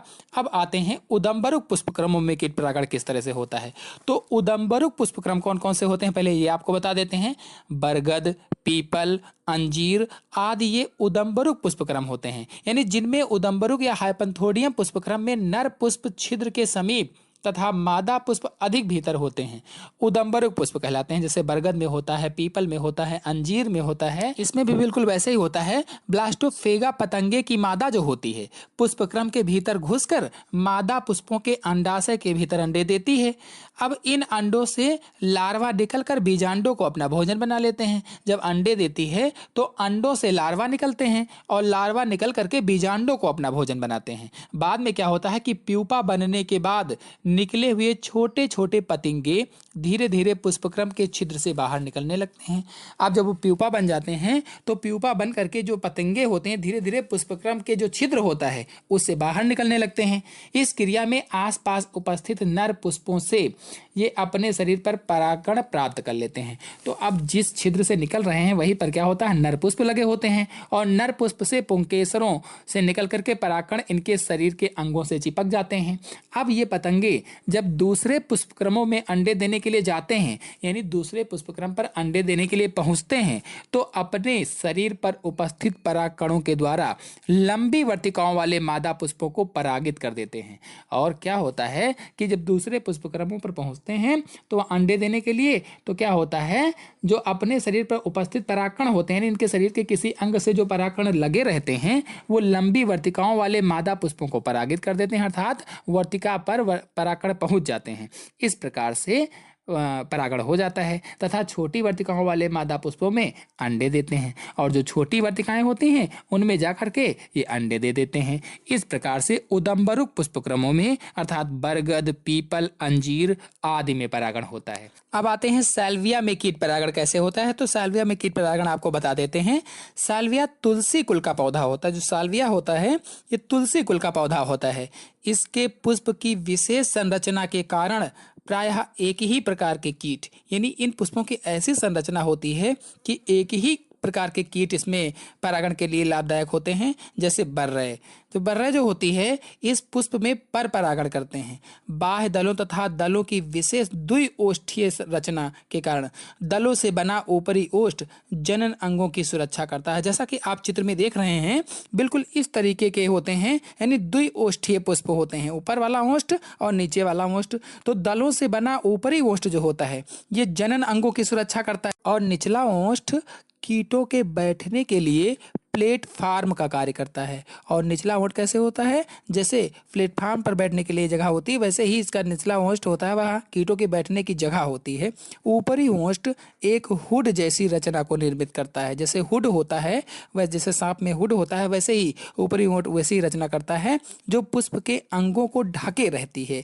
प्रत्येक पुष्प में 2 पुंकेसर होते हैं और जो सैल्विया का पुष्प होता है इसके प्रत्येक पुष्प में 2 पुंकेसर होते हैं तथा पुंकेसर योजी के लंबे हो जाने के कारण परागकोश की दोनों पालियां पृथक हो जाती हैं। और इसमें क्या होता है कि पुंकेसर योजी लंबे हो जाते हैं जिसके कारण परागकोश 2 पालियों में पृथक हो जाती है या परागकोश 2 पालियों में बट जाते हैं। जैसा कि आपको चित्र में दिख रहा है, ऊपरी पाली परागण निर्मित करती है। जो ऊपरी पाली होती है वो परागण बनाती है, परागण निर्मित करती है, उसका निर्माण करती है, तथा निचली पाली बांधी होती है। और जो निचली पाली होती है वो बांधी होती है, उसमें परागण का निर्माण नहीं होता है। पुंकेसर का पुतंत जो होता है योजी से परागकोश की बांध पाली के पास ही जुड़ा रहता है और जो पुंकेसर का पुतंत है ये योजी के द्वारा परागकोश की बांध पाल के पास ही जुड़ा रहता है। इस प्रकार प्रत्येक पुंकेसर एक उत्तोलक की तरह कार्य करता है, जैसे लेवर होता है वैसे कार्य करता है। तो पुष्प के पुंकेसर जायांग से पहले ही पककर तैयार हो जाते हैं और इसके पुंकेसर जो जायांग होता है उससे पहले ही पककर तैयार हो जाते हैं, अर्थात पूर्वता दर्शाते हैं। और पुंकेसरों के मुरझाने पर ही जायांग पककर तैयार होते हैं। अब जब उधर पुंकेसर मुरझाने लगते हैं तब इधर क्या होता है, जायांग पककर तैयार हो जाते हैं। अब क्या होता है कि कोई मधुमक्खी मकरंद की तलाश में पुष्प से आकर्षित होकर दलपुंज द्वारा बनाए गए प्लेटफार्म पर बैठकर, अब यदि कोई मधुमक्खी आई और मकरंद की तलाश में है, अब वो पुष्प से आकर्षित होकर उसके दलपुंज पर जाकर के बैठी, यानी प्लेटफार्म पर जाकर बैठ गई, तो दलपुंज की नली में अपने सिर को डालकर बांध पाल को पीछे की ओर ढकेल देती है। तो जैसे कि चित्र में आप देख रहे हैं इस प्रकार से दलपुंज की नली में इसने अपना मुंह पीछे की ओर, यानी पीछे की ओर बांध पाल को ढकेल दिया है। इसके बाद होता क्या है कि योजी के ऊपरी सिरे पर लगा परागकोश झटके के साथ नीचे की ओर झुक जाता है। अब जैसे ही उसने पीछे की ओर ढकेला बांधीपाल को, तो क्या हुआ कि परागकोश झटके के साथ नीचे की ओर झुका और जैसे ही झुका मधुमक्खी की पीठ से टकराया और टकराने के बाद क्या हुआ, जब टकराएगा तो परागकण जो उसमें है वो बिखर जाएंगे उसकी पीठ से। इस प्रकार से ये उस कीट से या मधुमक्खी के कीट के शरीर में किसी न किसी अंग में परागकण चिपकेंगे। अब क्या होगा कि मधुमक्खी परागकण के लिए किसी दूसरे साल्विया के पुष्प पर मकरंद चूसने के लिए बैठेगी। अब वहां से उड़ करके किसी दूसरे पुष्प पर जाकर बैठेगी और वहां अंदर प्रवेश करने का प्रयास करेगी। तो जैसे ही अंदर प्रवेश करने का प्रयास करेगी, झुका हुआ वर्तिकाग्र मक्खी की पीठ पर टकराएगा। अब जैसे ही जो वर्तिकाग्र झुका हुआ है, तो वर्तिकाग्र मक्खी की पीठ से टकराएगा और जब टकराएगा तो उसकी पीठ पर थे परागकण। अब परागकण उससे चिपक जाएंगे और इस प्रकार से परागण हो जाएगा। तो आपको समझ में आ गया होगा कि साल्विया कीट में परागण किस प्रकार से होता है कि जब कोई मधुमक्खी मकरंद की तलाश में पुष्प को आकर्षित यानी पुष्प से आकर्षित होकर के दलपुंज द्वारा बनाए गए प्लेटफॉर्म पर बैठती है, तो बाण ढिपाल को पीछे की ओर ढकेलती है। अब जब बाण ढिपाल को पीछे की ओर ढकेलेगी तो परागकोश झटके के साथ नीचे की ओर झुक जाते हैं। अब जैसे ही झुके तो उसकी पीठ से जाकर टकराते हैं और जैसे ही पीठ से परागकोश टकराते हैं, अब परागकोश निकलकर उसकी पीठ से चिपक जाते हैं। अब मधुमक्खी क्या करती है, परागकण के लिए किसी दूसरे साल्विया के पुष्प पर मकरंद चूसने के लिए जा बैठती है, यानी दूसरे पुष्प पर जाएगी और परागकोश चूसने के लिए मकरंद चूसने के लिए तो उसके अंदर प्रवेश करने का प्रयास करेगी। अब जब मकरंद चूसने के लिए जाएगी तो पुष्प के अंदर फिर घुसने का प्रयास करेगी। तो क्या होगा कि झुका हुआ वर्तिकाग्र जो होता है मक्खी की पीठ से टकराएगा। अब उसकी पीठ पर थे परागकण जो उससे चिपक जाएंगे और इस तरह से परागण हो जाएगा। तो इस प्रकार से साल्विया के कीट में परागण होता है। अब आते हैं अगला, मटर के पुष्प में कीट परागण कैसे होता है। तो मटर तथा इस जाति के अन्य पौधों में भी पुष्प का दलपुंज तितलियाकार होता है, तितली जैसा होता है। इन पुष्पों में नर तथा मादा जननांग दो अग्रदलों से बनी नाव जैसी रचना या नौतल में छिपे रहते हैं। जब कोई लंबी जीभ वाला कीट नौतल पर बैठता है तो इसके वजन से यह नीचे की ओर झुककर जननांगों को खोल देती है। इस समय कीट शहद इत्यादि के लिए अपनी जीभ पुष्प के भीतर डालता है। इसके सिर या टांगों पर परागकण चिपक जाते हैं, यानी जैसे पुष्प के अंदर जीभ को डाला तो क्या हुआ कि सिर व टांगों से परागकण चिपक गए। जब यह कीट अपने खाद्य पदार्थ की तलाश में अन्य पुष्प पर जाता है तो शरीर से जो परागकण चिपके हुए थे वो वर्तिकाग्र पर पहुंच जाते हैं और इस प्रकार से परागण हो जाता है। तो इस प्रकार से मटर के पुष्प में कीट परागण होता है। तो आशा है आप लोगों को मटर के पुष्प में कीट परागण कैसे होता है, साल्विया के पुष्प में कीट परागण कैसे होता है, यक्का में कीट परागण कैसे होता है और उदंबरुक में कीट परागण कैसे होता है, तो इन सब में कीटों द्वारा परागण होता है जो जंतु परागण के अंतर्गत आता है। आपको अच्छी तरह से समझ में आ गया होगा। तो आज के अंक में इतना ही।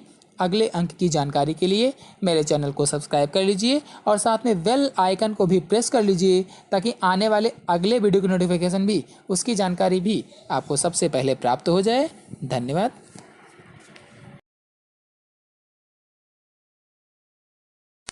Hello friends, welcome back my YouTube channel biology science. आज हम आप लोगों को जल परागण के बारे में बताएंगे। तो पूरी जानकारी के लिए मेरा पूरा वीडियो अंत तक ध्यान से देखिए और यदि अभी तक हमारे चैनल को सब्सक्राइब ना किया हो तो सब्सक्राइब जरूर कर लीजिए। चलिए शुरू करते हैं।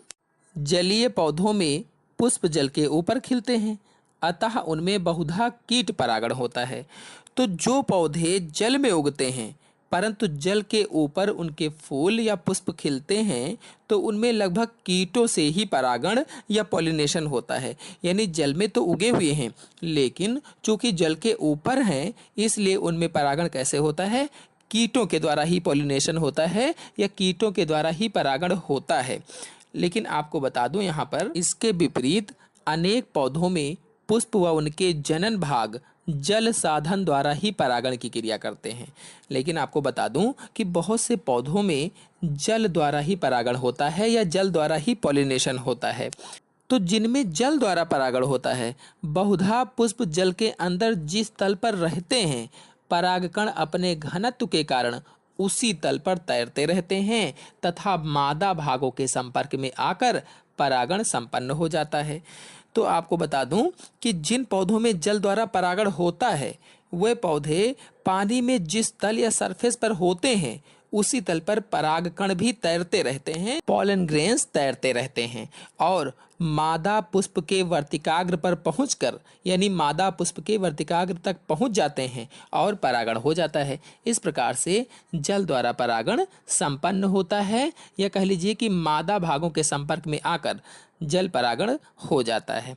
तो कुछ उदाहरण आपको बता देते हैं जो जल द्वारा परागित होते हैं, अर्थात जल परागित पौधों के कुछ उदाहरण आपको बता देते हैं। जैसे हाइड्रिला जो होता है जलीय पौधा, इसमें जल द्वारा परागण होता है। इलोडिया है, सिरेटोफिलम है, नयाज है, वेलिसनेरिया है, ये आदि पौधे होते हैं जिनमें जल के द्वारा परागण होता है। तो प्रायः देखा गया है कि जल परागण के लिए पुष्पों, परागकणों, वर्तिकाग्रों आदि में अनेक अनुकूलन हो जाते हैं। जिस प्रकार से मैंने पिछले वीडियो में आपको बताया था कि वायु परागित पुष्प किस तरह से अनुकूलित हो जाते हैं, यानी वायु द्वारा परागित होने के लिए किस तरह से अनुकूलन धारण कर लेते हैं, वैसे ही जल परागण हेतु पुष्प, परागकणों, वर्तिका आदि इसमें भी अनुकूलन हो जाता है।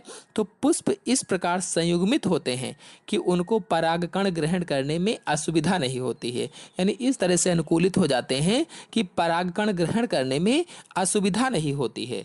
परागकण हल्के किंतु इस घनत्व के होते हैं कि जल के उसी तल पर तैर सकें। यानी परागकण कैसे होंगे? जल द्वारा परागित होने वाले हल्के होंगे, ताकि जिस तल पर पुष्प हैं उसके पुष्प के जननांग हैं, पुष्प के भाग हैं, उसी तल जिससे कि मादा पुष्प इनके संपर्क में आ जाएं। अर्थात परागकण हल्के किंतु इस घनत्व के होते हैं कि जल के उसी तल पर तैर सकें जिससे मादा के पुष्प इनके संपर्क में आ जाएं और परागण हो जाए या पॉलिनेशन हो जाए।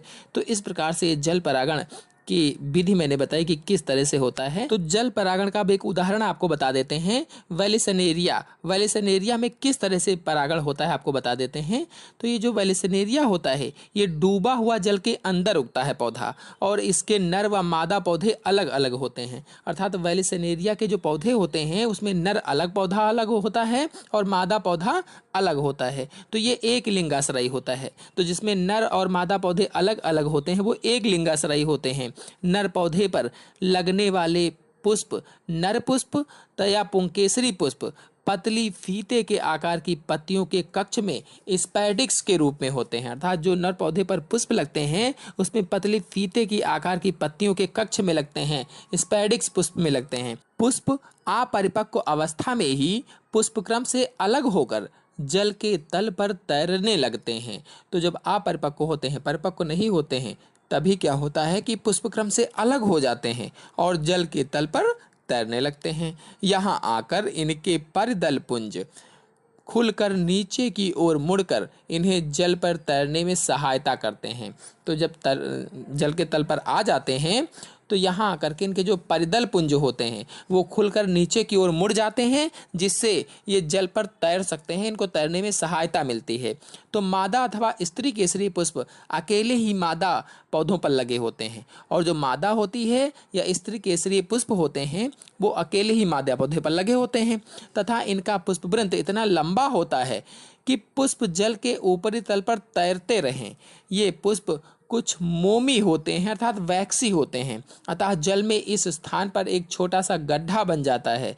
जल के इस पृष्ठ तनाव तथा वायु के कारण नर पुष्प इतने छोटे छोटे गड्ढों में एकत्रित हो जाते हैं। तो जो गड्ढा बन जाता है इसी में नर पुष्प छोटे छोटे गड्ढों में एकत्रित हो जाते हैं, जैसा कि आपको चित्र में दिख रहा है। और एकत्रित होने के बाद यानी इन गड्ढों में जब नर पुष्प छोटे छोटे पुष्प जिसमें गड्ढों में आकर के एकत्रित हो जाते हैं तो इसके बाद इनके खड़े पुंकेसर टकराकर फट जाते हैं। तब क्या होता है कि इनके जो पुंकेसर होते हैं वो टकराकर फट जाते हैं और पूर्णतः परिपक्व परागकण वर्तिकाग्र पर पहुंच जाते हैं। और जैसे ही फटते हैं तो क्या होता है, परिपक्व जो परागकण होते हैं वो वर्तिकाग्र पर पहुंच जाते हैं।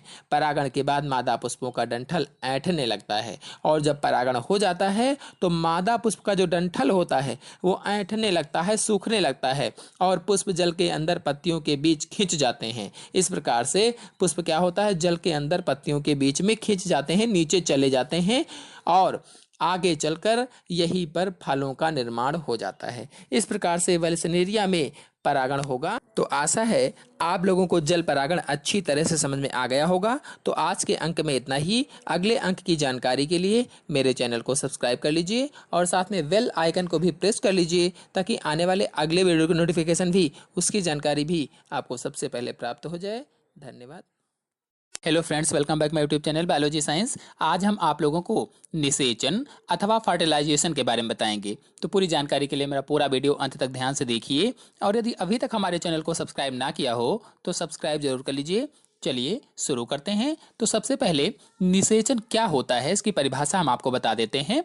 तो बता दें, पुष्पीय पौधों में विशेष रूप से जो आवृत बीजी पौधे होते हैं, जो एंजियोस्पर्मिक प्लांट होते हैं, इनमें परिपक्व वर्तिकाग्र पर उसी प्रजाति के परागकण पहुंचते हैं, उसे परागण कहा जाता था। पिछले वीडियो में मैंने आपको बताया था कि परागण क्या है, कि परिपक्व वर्तिकाग्र पर पराग कणों का पहुंचना ही परागण कहलाता है।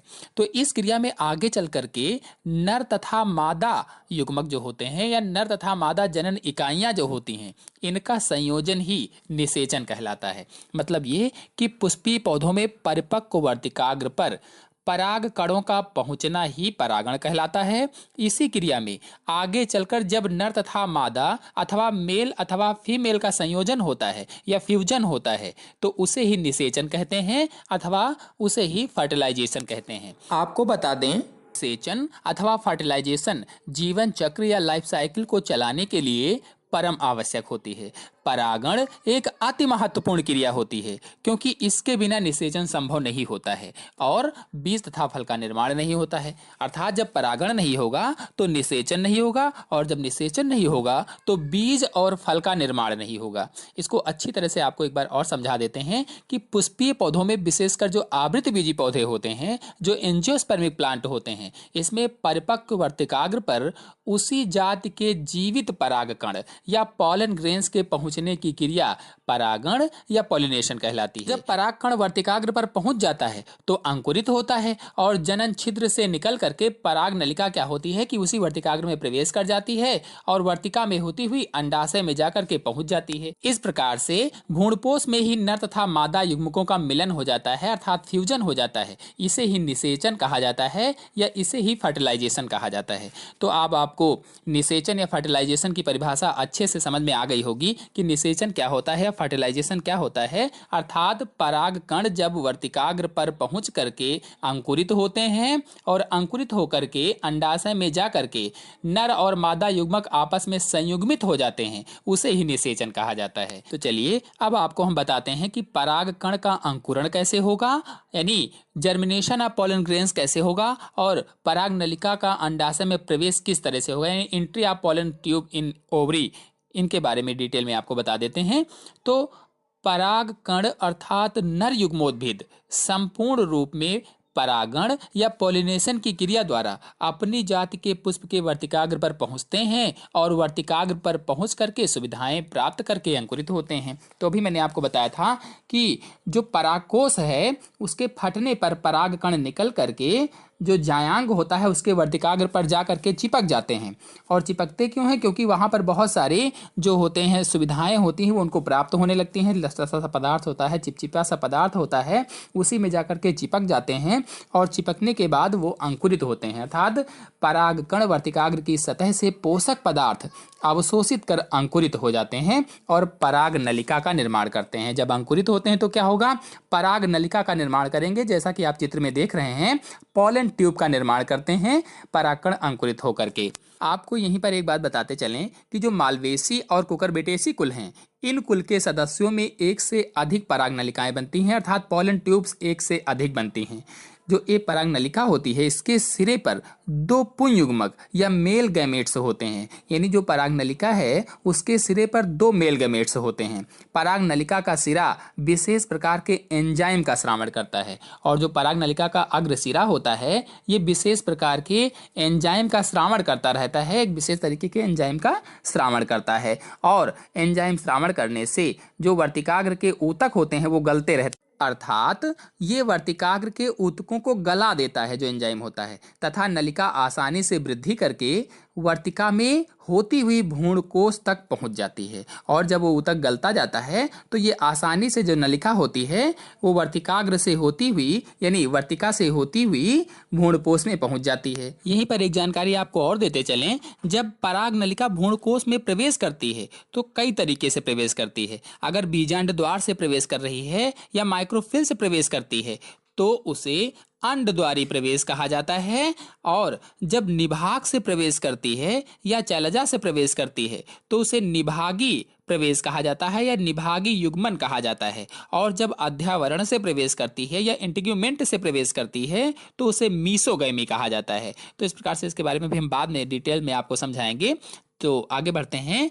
इसमें से किसी एक विधि द्वारा जब पराग नलिका भ्रूणपोष में प्रवेश कर जाती है अर्थात अंडाशय में प्रवेश कर जाती है तो भ्रूणपोष में 8 केंद्रक होते हैं, जैसा कि आप चित्र में देख रहे हैं। इसमें भ्रूणकोश के अंदर आपको 8 केंद्रक दिख रहे हैं या 8 केंद्रक होते हैं।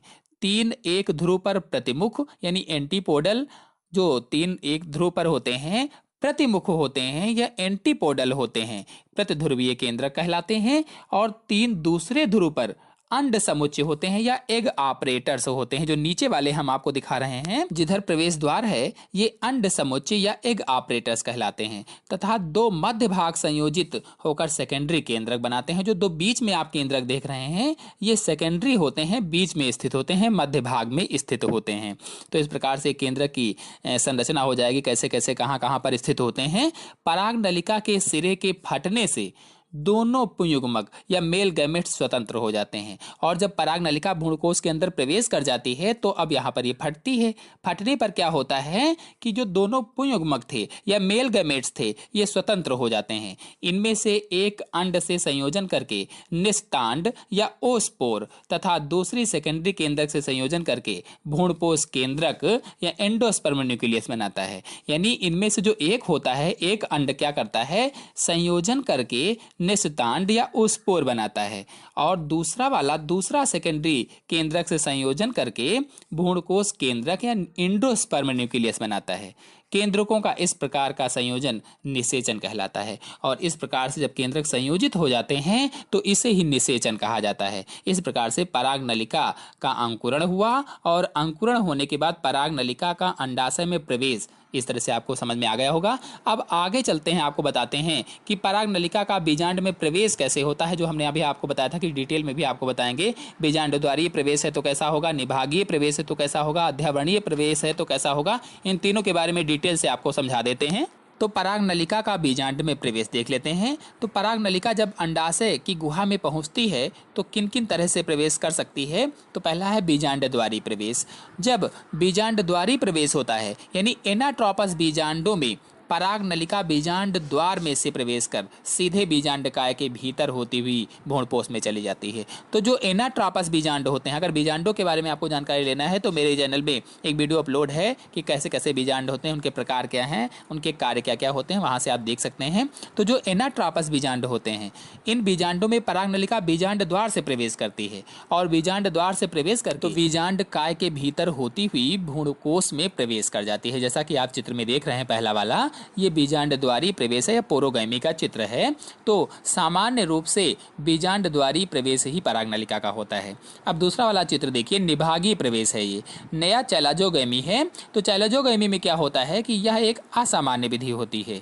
इसमें पराग नलिका निभागीय क्षेत्र या चैलजल पार्ट के ऊतक को भेदती हुई बीजांड में प्रवेश करती है। यानी निभागीय प्रवेश एक क्या है, असामान्य विधि होती है, और इसमें निभाग को यानी निभाग वाले क्षेत्र के ऊतक को तोड़ती हुई भेदती हुई बीजांड में प्रवेश करती है। और सर्वप्रथम यह कंज्यूराइना में देखा गया था। यानी जो निभागीय प्रवेश है यह सबसे पहले कैंज्यूराइना स्पेसीज के पौधों में देखा गया था कि निभागीय प्रवेश होता है पराग नलिका का।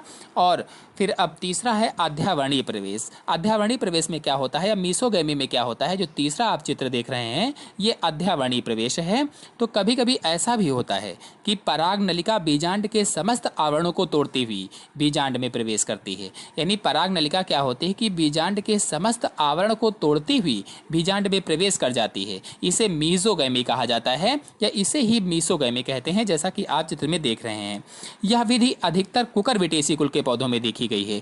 जो अध्यावड़ी प्रवेश होता है, जो मीसोगैमी होता है, ये कुकुरबिटेसी कुल के पौधों में अधिक देखा गया है या कुकुरबिटेसी स्पेसीज में अधिक पाया जाता है। तो इस प्रकार से पराग नलिका का बीजांड में प्रवेश हो जाएगा।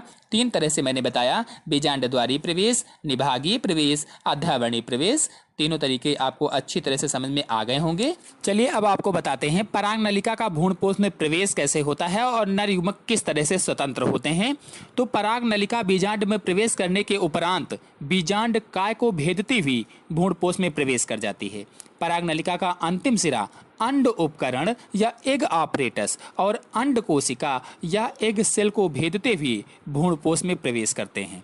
पराग नलिका के भ्रूणपोष में प्रवेश करने के बाद इसके नर युग्मक इस प्रकार से स्वतंत्र होते हैं। तो पहली विधि, पराग नलिका के अग्र सिरे पर 2 छिद्र बन जाते हैं।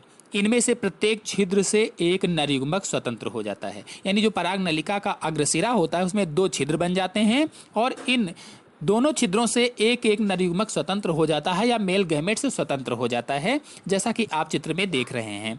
फिर दूसरी विधि क्या होगी कि पराग नलिका भ्रूणपोष में पहुंचकर अग्र सिरे पर फट जाती है, भ्रष्ट हो जाती है और दोनों नर युग्मक स्वतंत्र हो जाते हैं।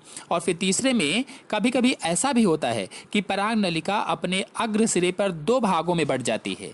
इनमें से एक सिरा जो होता है वो अंड उपकरण की ओर तथा दूसरा सिरा द्वितीयक केंद्रक या सेकेंडरी न्यूक्लियस की ओर बढ़ता है।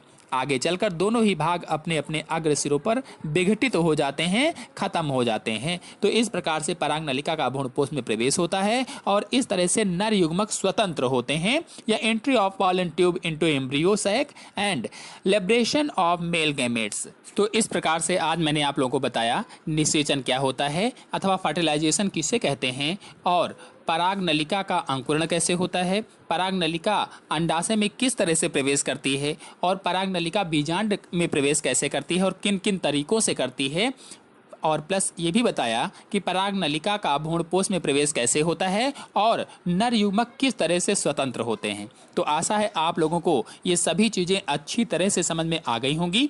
तो आज के अंक में इतना ही।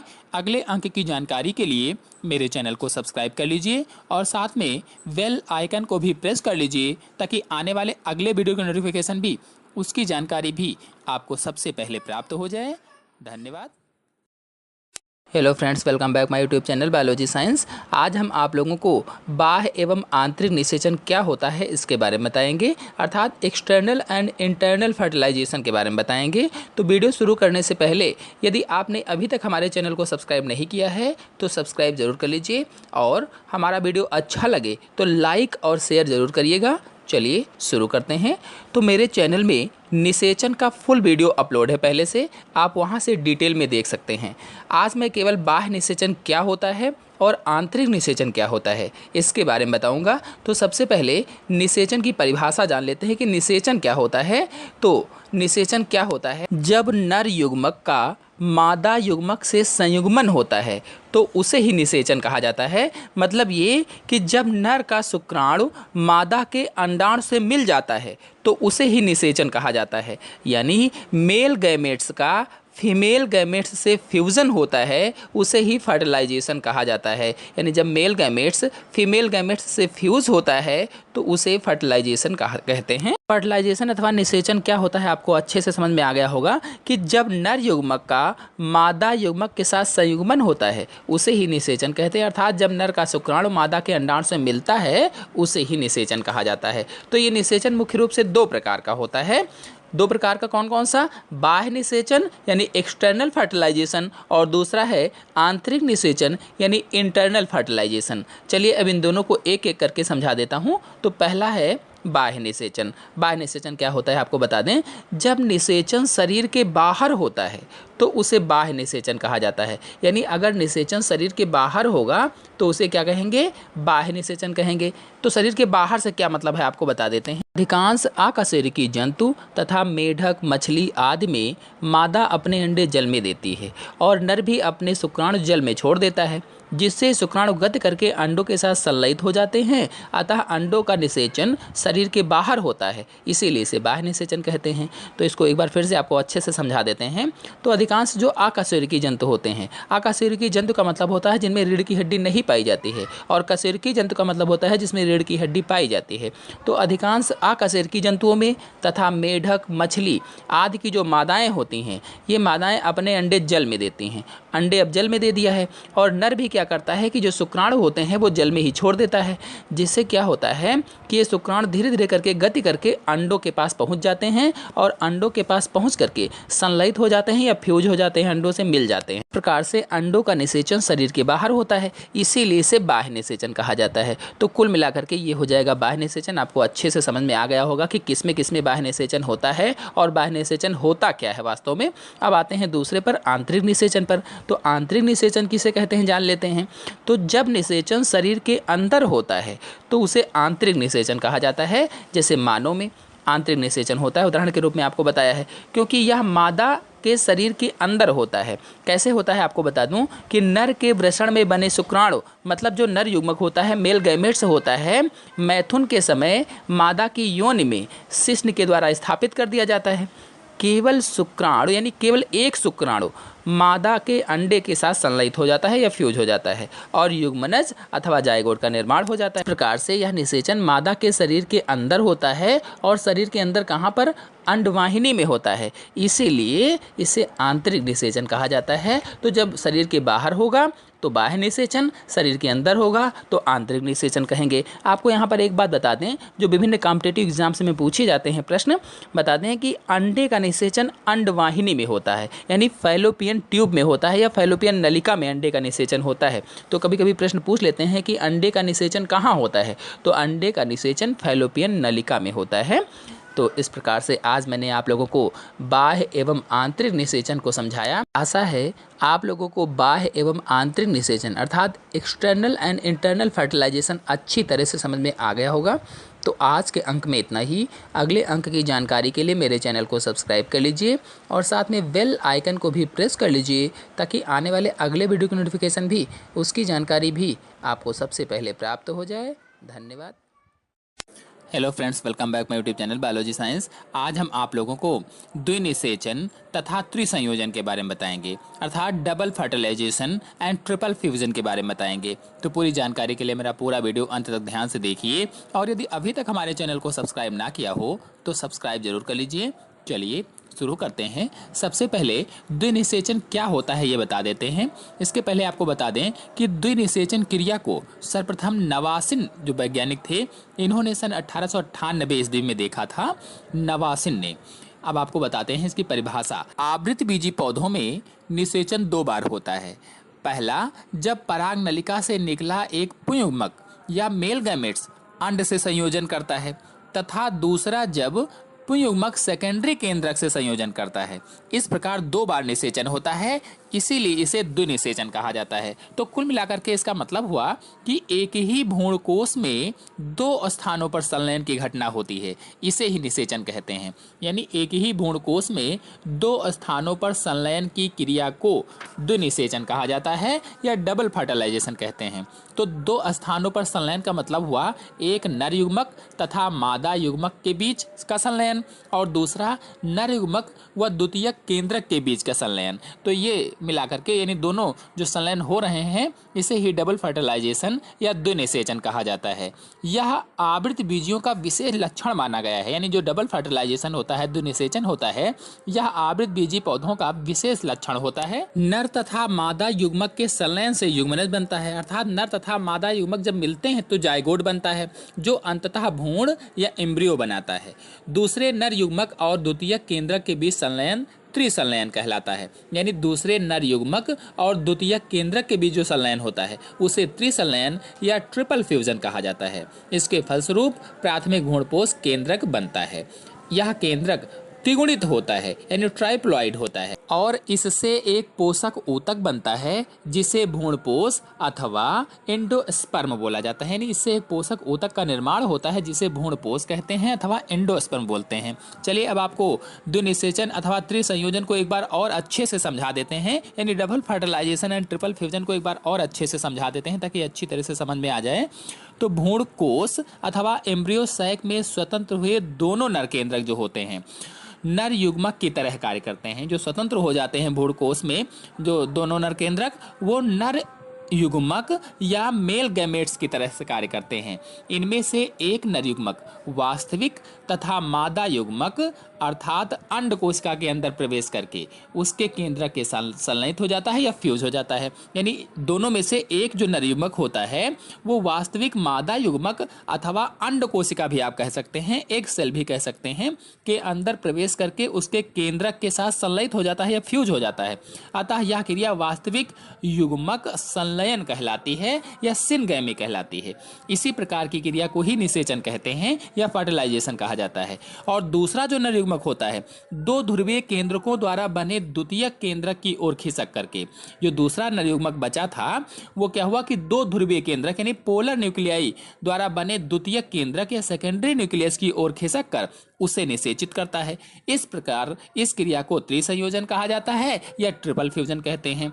तो इस समय भ्रूणकोष के अंदर निषेचित केंद्रकों के अतिरिक्त सभी केंद्रक अथवा कोशिकाएं धीरे धीरे विलुप्त हो जाती हैं। जब इतना हो जाता है यानी द्विनिषेचन और त्रिसंयोजन हो जाता है तो क्या होता है कि सभी केंद्रक अथवा कोशिकाएं जो उसके अंदर होती हैं वो धीरे धीरे विलुप्त होने लगती हैं और एक ही भ्रूणपोष में दो संयोजन होते हैं, इसीलिए इसे द्विनिषेचन या डबल फर्टिलाइजेशन कहा जाता है। तो इस प्रकार से अब आपको अच्छे से समझ में आ गया होगा कि द्विनिषेचन क्या है, त्रिसंयोजन क्या है या डबल फर्टिलाइजेशन क्या होता है, ट्रिपल फ्यूजन क्या होता है।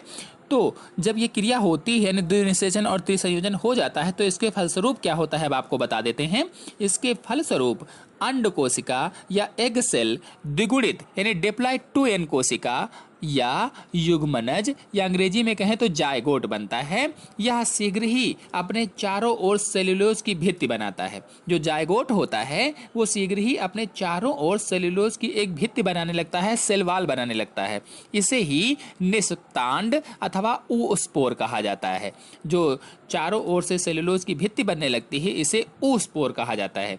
यही कोशिका आगे चलकर भ्रूण का निर्माण करती है और यही कोशिका आगे बढ़ करके एम्ब्रियो का निर्माण करती है, भ्रूण का निर्माण करती है। अतः भ्रूण कोशिका कहलाती है। जब भ्रूण का निर्माण करेगी तो भ्रूण कोशिका कहलाएगी या एम्ब्रियोनिक सेल कहलाएगी। और दूसरे स्टेप में क्या होगा कि द्वितीयक केंद्रक या सेकेंडरी न्यूक्लियस जो होता है यह क्या होता है कि त्रिगुणित है, यानी त्रिगुणित होता है, ट्राइप्लॉइड होता है, 3n होता है और इसे भ्रूणपोष केंद्रक कहा जाता है या एंडोस्पर्मिक न्यूक्लियस कहा जाता है। यह आगे चल करके भ्रूणपोष का निर्माण करता है या एंडोस्पर्म का निर्माण करता है। इस प्रकार निषेचन के पश्चात भ्रूण बीजांड तथा अंडाशय में अनेक परिवर्तन होने लगते हैं। तो इस प्रकार से फर्टिलाइजेशन के बाद भ्रूण बीजांड तथा अंडाशय में बहुत सारे परिवर्तन होने लगते हैं, जिससे क्या होता है कि अंडाशय की भित्ति के अंदर खाद्य पदार्थ इत्यादि एकत्रित होने से फल बन जाता है। जब इतने सारे परिवर्तन होते हैं तो परिणाम स्वरूप होता क्या है कि अंडाशय की भित्ति के अंदर खाद्य पदार्थ आदि एकत्रित होने से फल का निर्माण हो जाता है या फ्रूट बन जाता है। पहले परिवर्तन भ्रूण तथा बीजांड में होते हैं और बीज बनता है। तो सबसे पहले जो परिवर्तन होते हैं वो भ्रूण में होते हैं और बीजांड में होते हैं, जिससे बीज का निर्माण होता है या सीड का निर्माण होता है। बाद का परिवर्तन अंडाशय की भित्ति में होता है और बाद में जो परिवर्तन होता है वो कहाँ पर, अंडाशय की भित्ति में होगा। और अंडाशय की भित्ति में जब परिवर्तन होगा तो फल का निर्माण होगा, अर्थात फल बनेगा या फल बनता है। इस प्रकार पके हुए अंडाशय को ही फल कहा जाता है। इस प्रकार जो अंडाशय पक जाता है उसी अंडाशय को ही फल कहा जाता है और इसका मुख्य उद्देश्य अपने अंदर बीजों को सुरक्षित करके उनके प्रकीर्णन में सहायता करना होता है। मुख्य उद्देश्य क्या होता है कि अपने अंदर बीजों को सुरक्षित करना और प्रकीर्णन में सहायता करना। इस प्रकार से द्विनिषेचन तथा त्रिसंयोजन हो जाएगा। चलिए अब आपको द्विनिषेचन का महत्व बता देते हैं, अर्थात इंपॉर्टेंस ऑफ डबल फर्टिलाइजेशन को बता देते हैं। तो आवृतबीजी पौधों के लाक्षणिक गुण यानी कैरेक्टरिस्टिक फीचर्स के रूप में द्विनिषेचन एक महत्वपूर्ण क्रिया होती है, जिसके फलस्वरूप एक विशेष प्रकार के भ्रूणपोष या एंडोस्पर्म का निर्माण होता है, जो बीज के अंकुरण के समय भ्रूण को पोषण प्रदान करता है। यानी यही भ्रूणपोष जो होता है, यही जो एंडोस्पर्म होता है, जब बीज को मिट्टी में बोया जाता है तो अंकुरण के समय पोषण प्रदान करता है। और अधिकतर देखा गया है कि एकल निषेचन से जो होता है भ्रूणपोष का निर्माण नहीं हो पाता है। अगर एकल निषेचन होगा तो भ्रूणपोष का निर्माण नहीं हो पाएगा, और जब भ्रूणपोष का निर्माण नहीं होगा तो बनने वाला बीज अस्वस्थ ही रह जाएगा। इसमें जीवन की क्षमता नहीं होगी, या कह लीजिए जीवन की क्षमता का अभाव रहेगा। यह भी हो सकता है कि इस स्थिति में बीजांड नष्ट हो जाए। तो कुल मिलाकर के द्विनिषेचन से बीज के अंदर भ्रूणपोष का निर्माण होता है, जिससे बीज स्वस्थ रहता है और अंकुरण के समय उसे पोषण प्रदान करता है। इस तरह से उसका जीवन आगे चलता रहता है। तो इस प्रकार से आज मैंने आप लोगों को double fertilisation and triple fusion के बारे में बताया, अर्थात द्विनिषेचन और त्रिसंयोजन के बारे में बताया। उसी के अंतर्गत मैंने द्विनिषेचन का महत्व भी आप लोगों को बताया।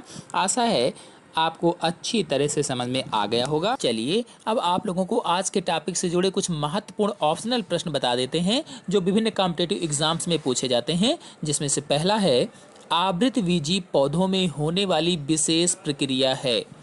आवृतबीजी पौधों में होने वाली विशेष प्रक्रिया कौन सी होगी? ऑप्शन सही होगा बी, त्रिसंयोजन एवं द्विनिषेचन आवृतबीजी पौधों में होने वाली विशेष प्रक्रिया होती है। अगला प्रश्न है, पराग कण अंकुरित होते हैं, कहाँ पर अंकुरित होंगे? इनमें से 4 ऑप्शन दिए गए हैं। पराग कण अंकुरित होते हैं वर्तिकाग्र पर, पराग कण वर्तिकाग्र पर अंकुरित होते हैं। अगला प्रश्न है, बीजांड विकसित होकर बनता है। बीजांड विकसित होकर क्या बनता है? भ्रूण, फल, बीज, भ्रूणपोष क्या बनेगा? तो आंसर सही होगा, बीजांड विकसित होकर के बीज बनता है, सी वाला। अगला प्रश्न है, नर युग्मक अंडकोशा से संयुक्त होकर बनता है। नर युग्मक अंडकोशा से संयुक्त होकर क्या बनता है? तो भ्रूण बनता है। अगला है, पुष्पी पादपों या फ्लावरिंग प्लांट्स में द्विनिषेचन होता है। पुष्पी पादपों में द्विनिषेचन होता है, भ्रूणकोश में, अंडाशय में, बीजांड में, परागनाल में। आंसर होगा भ्रूणकोश में पुष्पी पादपों में द्विनिषेचन होता है। अगला है, द्वितीयक केंद्रक निषेचित होकर बनता है। द्वितीय केंद्रक निषेचित होकर क्या बनता है? तो आंसर सही होगा डी, भ्रूणपोष बनता है। अगला, जब एक बीजांड के भीतर 2 मादा युग्मकों का निषेचन होता है तो इसे क्या कहते हैं? जब एक बीजांड के भीतर 2 मादा युग्मकों का निषेचन होता है तो इसे द्विनिषेचन कहते हैं या डबल फर्टिलाइजेशन कहते हैं, इसलिए आंसर सही होगा सी वाला। अगला प्रश्न है, अंड उपकरण में अंड कोशिका के अतिरिक्त होती है। अंड उपकरण में अंड कोशिका के अतिरिक्त क्या होती है? तो आंसर होगा इसमें ए, 2 सहायक कोशिकाएं। यानी अंड उपकरण में अंड कोशिका के अतिरिक्त 2 सहायक कोशिकाएं होती हैं। अगला प्रश्न है, द्विनिषेचन पाया जाता है। इनमें से किसमें द्विनिषेचन पाया जाता है? तो आप सभी लोग जान गए होंगे, पहला सही होगा इसमें, एंजियोस्पर्म में या आवृतबीजी पौधों में या पुष्पीय पौधों में द्विनिषेचन पाया जाता है। तो इस प्रकार से आज मैंने आप लोगों को द्विनिषेचन तथा त्रिसंयोजन अर्थात double fertilisation and triple fusion तथा द्विनिषेचन का महत्व यानी कि importance of double fertilisation and आज के टॉपिक से जुड़े कुछ महत्वपूर्ण प्रश्न बताए, जो विभिन्न कॉम्पिटिटिव एग्जाम्स में पूछे जाते हैं। आशा है आप लोगों को अच्छी तरह से समझ में आ गया होगा। तो आज के अंक में इतना ही। अगले अंक की जानकारी के लिए मेरे चैनल को सब्सक्राइब कर लीजिए और साथ में बेल आइकन को भी प्रेस कर लीजिए, ताकि आने वाले अगले वीडियो की नोटिफिकेशन भी, उसकी जानकारी भी आपको सबसे पहले प्राप्त हो जाए। धन्यवाद। Hello friends, welcome back my YouTube channel biology science. आज हम आप लोगों को निषेचन के बाद पुष्प में होने वाले परिवर्तन के बारे में बताएंगे, अर्थात चेंजेस आफ्टर फर्टिलाइजेशन इन फ्लावर के बारे में बताएंगे। तो पूरी जानकारी के लिए मेरा पूरा वीडियो अंत तक ध्यान से देखिए, और यदि अभी तक हमारे चैनल को सब्सक्राइब ना किया हो तो सब्सक्राइब जरूर कर लीजिए। चलिए शुरू करते हैं।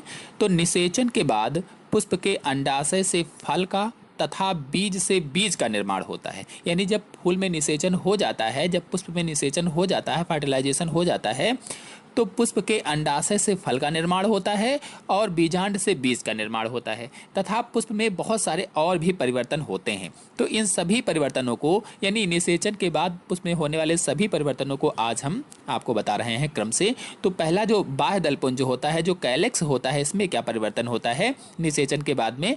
तो बाह्य दलपुंज या कैलेक्स में ये प्रायः मुरझाकर गिर जाते हैं। जो बाह्य दलपुंज होते हैं, जो कैलेक्स होते हैं, ये मुरझाकर गिर जाते हैं। लेकिन कुछ पौधे ऐसे होते हैं जिसमें नहीं गिरते हैं, तो उन पौधों के हम नाम आपको बता देते हैं। जैसे टमाटर में आपने देखा होगा जब फल पक जाता है तभी भी बाह्य दलपुंज हरा हरा सा लगा रहता है। बैंगन है, रसभरी है, मिर्च है, आदि फलों में फलों के साथ भी बाह्य दलपुंज या कैलेक्स लगे रहते हैं। तो पहला हो गया बाह्य दलपुंज, यानी अधिकतर में क्या होगा कि प्रायः बाह्य दलपुंज मुरझाकर गिर जाते हैं। लेकिन कुछ में, जैसे आपको बताया था उदाहरण के रूप में टमाटर, बैंगन, रसभरी, मिर्च आदि में क्या होता है कि फलों के साथ लगे रहते हैं। अब दूसरा है दलपुंज या करोला। दलपुंज में क्या होता है कि ये प्रायः मुरझाकर गिर जाते हैं। यानी जब निषेचन होता है पुष्प में तो उसके बाद फर्टिलाइजेशन के बाद में क्या होता है कि जो दलपुंज होते हैं, जो करोला होते हैं, ये मुरझाकर के गिर जाते हैं। जिन्हें आप फूल के नाम से जानते हैं, जो रंगीन होते हैं वही दलपुंज होते हैं, ये मुरझाकर गिर जाते हैं। फिर तीसरे पर आते हैं पुंकेसर या स्टमेंस पर। इसका क्या होता है फर्टिलाइजेशन के बाद? तो जो पुंकेसर होते हैं ये सूख कर झड़ जाते हैं। जब यानी फर्टिलाइजेशन हो जाता है, निषेचन हो जाता है, तो पुंकेसर सूख कर झड़ जाते हैं, गिर जाते हैं। फिर चौथे पर आते हैं वर्तिकाग्र का क्या होता है, यानी स्टिग्मा का क्या होता है? तो स्टिग्मा निषेचन के बाद मुरझा जाती है। यानी जब फर्टिलाइजेशन हो जाता है तो स्टिग्मा क्या होती है, मुरझा जाती है और मुरझाकर गिर जाती है। फिर अगला है वर्तिका। वर्तिका का क्या होता है, यानी स्टाइल का क्या होता है निषेचन के बाद में? तो वर्तिका या स्टाइल भी मुरझा जाती है। अब आते हैं अंडाशय पर, यानी ओवरी में क्या होता है, तो फल में परिवर्तित हो जाती है। यानी जो अंडाशय होता है, जो ओवरी होती है, ये क्या होता है, फल में परिवर्तित हो जाती है। यही अंडाशय फल में बदल जाती है। यानी इसमें खाद्य पदार्थ एकत्रित हो जाता है और खाद्य पदार्थ एकत्रित होने से फल का निर्माण हो जाता है। तो कुल मिलाकर के अंडाशय की भित्ति के भीतर खाद्य पदार्थ एकत्रित होने से ये फल बन जाती है। यानी ओवरी जो होती है वो फल बन जाती है। फिर अगला है बीजांड, यानी ओव्यूल का क्या होता है, तो बीज में परिवर्तित हो जाता है। जो बीजांड होता है तो फर्टिलाइजेशन या निषेचन के बाद बीजांड बीज में बदल जाता है, ओव्यूल बीज में या सीड में बदल जाता है। फिर अगला है अंड कोशिका। एग सेल का क्या होता है, तो एग सेल जो होती हैं वो भ्रूण का निर्माण करती हैं, यानी भ्रूण में परिवर्तित हो जाती हैं निषेचन के बाद में एग सेल या अंड कोशिकाएं। फिर है अगला अंडाशय की भित्ति। ओवरी वाल क्या होती है, तो जो अंडाशय की भित्ति होती है वो फल भित्ति का निर्माण करती है। जो फल की भित्ति होती है वो अंडाशय की भित्ति होती है, जो फल भित्ति में बदल जाती है। फिर अगला है द्वितीयक केंद्रक। सेकेंडरी न्यूक्लियस क्या होता है कि भ्रूणपोष में बदल जाता है। सेकेंडरी न्यूक्लियस भ्रूणपोष में बदल जाता है और यही भ्रूणपोष जब बीज को मिट्टी में बोया जाता है तो अंकुरित होने में पोषण प्रदान करता है उसको। फिर अगला है बीजांड या कवच, यानी ओविल सैक। ओविल सैक में क्या होता है, बीज का आवरण बनाता है। जो बीजांड या कवच होता है, यानी ओविल सैक जो होता है, ये बीज के ऊपर का एक आवरण बना लेता है। और अब अंतिम है बीजांड वृंत। इसका क्या होता है, बीजांड वृंत बीज का वृंत बन जाता है। यानी जो बीजांड वृंत होता है वो बीज का वृंत हो जाता है। तो इस प्रकार से निषेचन के बाद पुष्प में इतने सारे परिवर्तन होते हैं, यानी चेंजिंग आफ्टर फर्टिलाइजेशन इन फ्लावर इतने सारे हो जाएंगे। तो आशा है आप लोगों को अच्छी तरह से समझ में आ गया होगा। ये विभिन्न कॉम्पिटिटिव एग्जाम्स में अलग अलग करके पूछा जा सकता है, या जो यूपी बोर्ड है या सीबीएसई बोर्ड है उसमें भी पूछा जा सकता है। कई बार पूछा भी गया है निषेचन के बाद में पुष्प में कौन कौन से परिवर्तन होते हैं, यानी चेंजेस आफ्टर फर्टिलाइजेशन इन फ्लावर क्या क्या होता है। तो आशा है आप लोगों को अच्छे से समझ में आ गया होगा। तो आज के अंक में इतना ही। अगले अंक की जानकारी के लिए मेरे चैनल को सब्सक्राइब कर लीजिए और साथ में बेल आइकन को भी प्रेस कर लीजिए, ताकि आने वाले अगले वीडियो की नोटिफिकेशन भी, उसकी जानकारी भी आपको सबसे पहले प्राप्त हो जाए। धन्यवाद।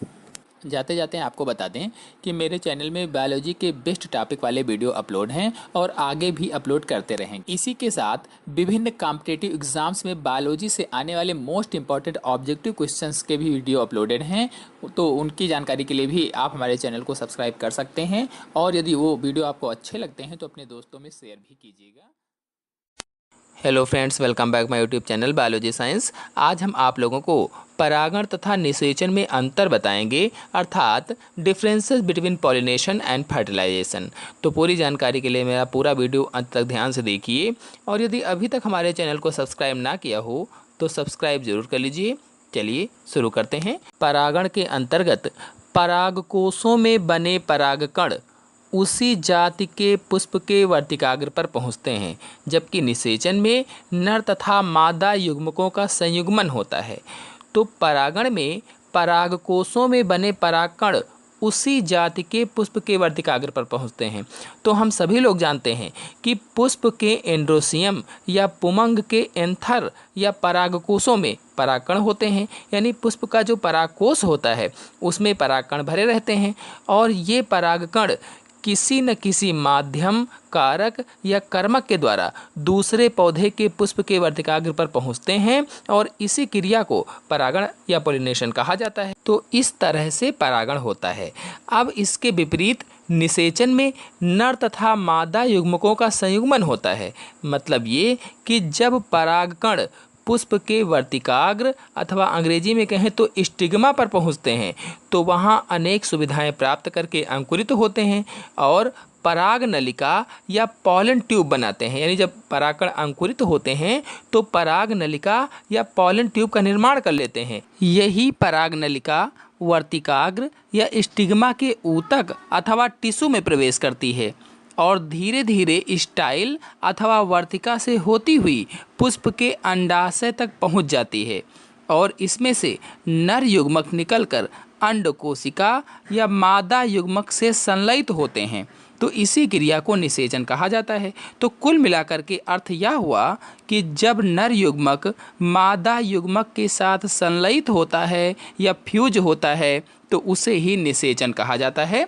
अब आते हैं दूसरे अंतर पर। दूसरा अंतर है पर परागण के लिए अनेक प्रकार के माध्यमों की आवश्यकता होती है, जैसे वायु, जल व कीट पतंगे आदि। अर्थात पर परागण की क्रिया में, क्रॉस पॉलिनेशन की क्रिया में अनेक माध्यम या कारकों की आवश्यकता होती है, जबकि निषेचन की क्रिया में किसी भी साधन या कर्मक की आवश्यकता नहीं होती है। तो इस अंतर को समझाने से पहले आपको बता दें कि मेरे चैनल में परागण अथवा पॉलिनेशन तथा निषेचन अथवा फर्टिलाइजेशन के सभी वीडियोस अपलोडेड हैं। आप लोग मेरे चैनल में जाकर देख सकते हैं, उसमें से मैंने सभी को डिटेल से समझाया हुआ है। तो इस दूसरे अंतर को अब समझ लेते हैं। पिछले वीडियो में मैंने आपको बताया था कि परागण दो प्रकार का होता है, पर परागण और स्वपरागण। यानी स्वपरागण और पर परागण। अंग्रेजी में कहें तो स्वपरागण को सेल्फ पॉलिनेशन तथा पर परागण को क्रॉस पॉलिनेशन कहा जाता है। तो पर परागण की क्रिया में परागकणों को ले जाने के लिए अनेक प्रकार के माध्यम या कारकों की जरूरत पड़ती है। उदाहरण के रूप में जैसे आपको बताया मैंने, जल, वायु, कीट, पक्षी आदि के द्वारा पर परागण संभव हो पाता है, जबकि निषेचन की क्रिया में बीजांड के अंदर निषेचन होता है। यानी निषेचन जो होता है ये बीजांड के अंदर होता है, इसीलिए निषेचन की क्रिया में किसी भी माध्यम या साधन या कर्मक की आवश्यकता या ज़रूरत नहीं पड़ती है। तो इस प्रकार से दूसरा अंतर हो जाएगा। फिर अगला अंतर है, परागण में निषेचन की कोई भी भूमिका नहीं होती है। यह क्रिया निषेचन से पहले होती है, जबकि निषेचन की क्रिया में परागण के बिना निषेचन नहीं हो पाएगा। मतलब परागण क्रिया निषेचन के पहले होती है, इसीलिए इसमें निषेचन की कोई भूमिका नहीं होती है।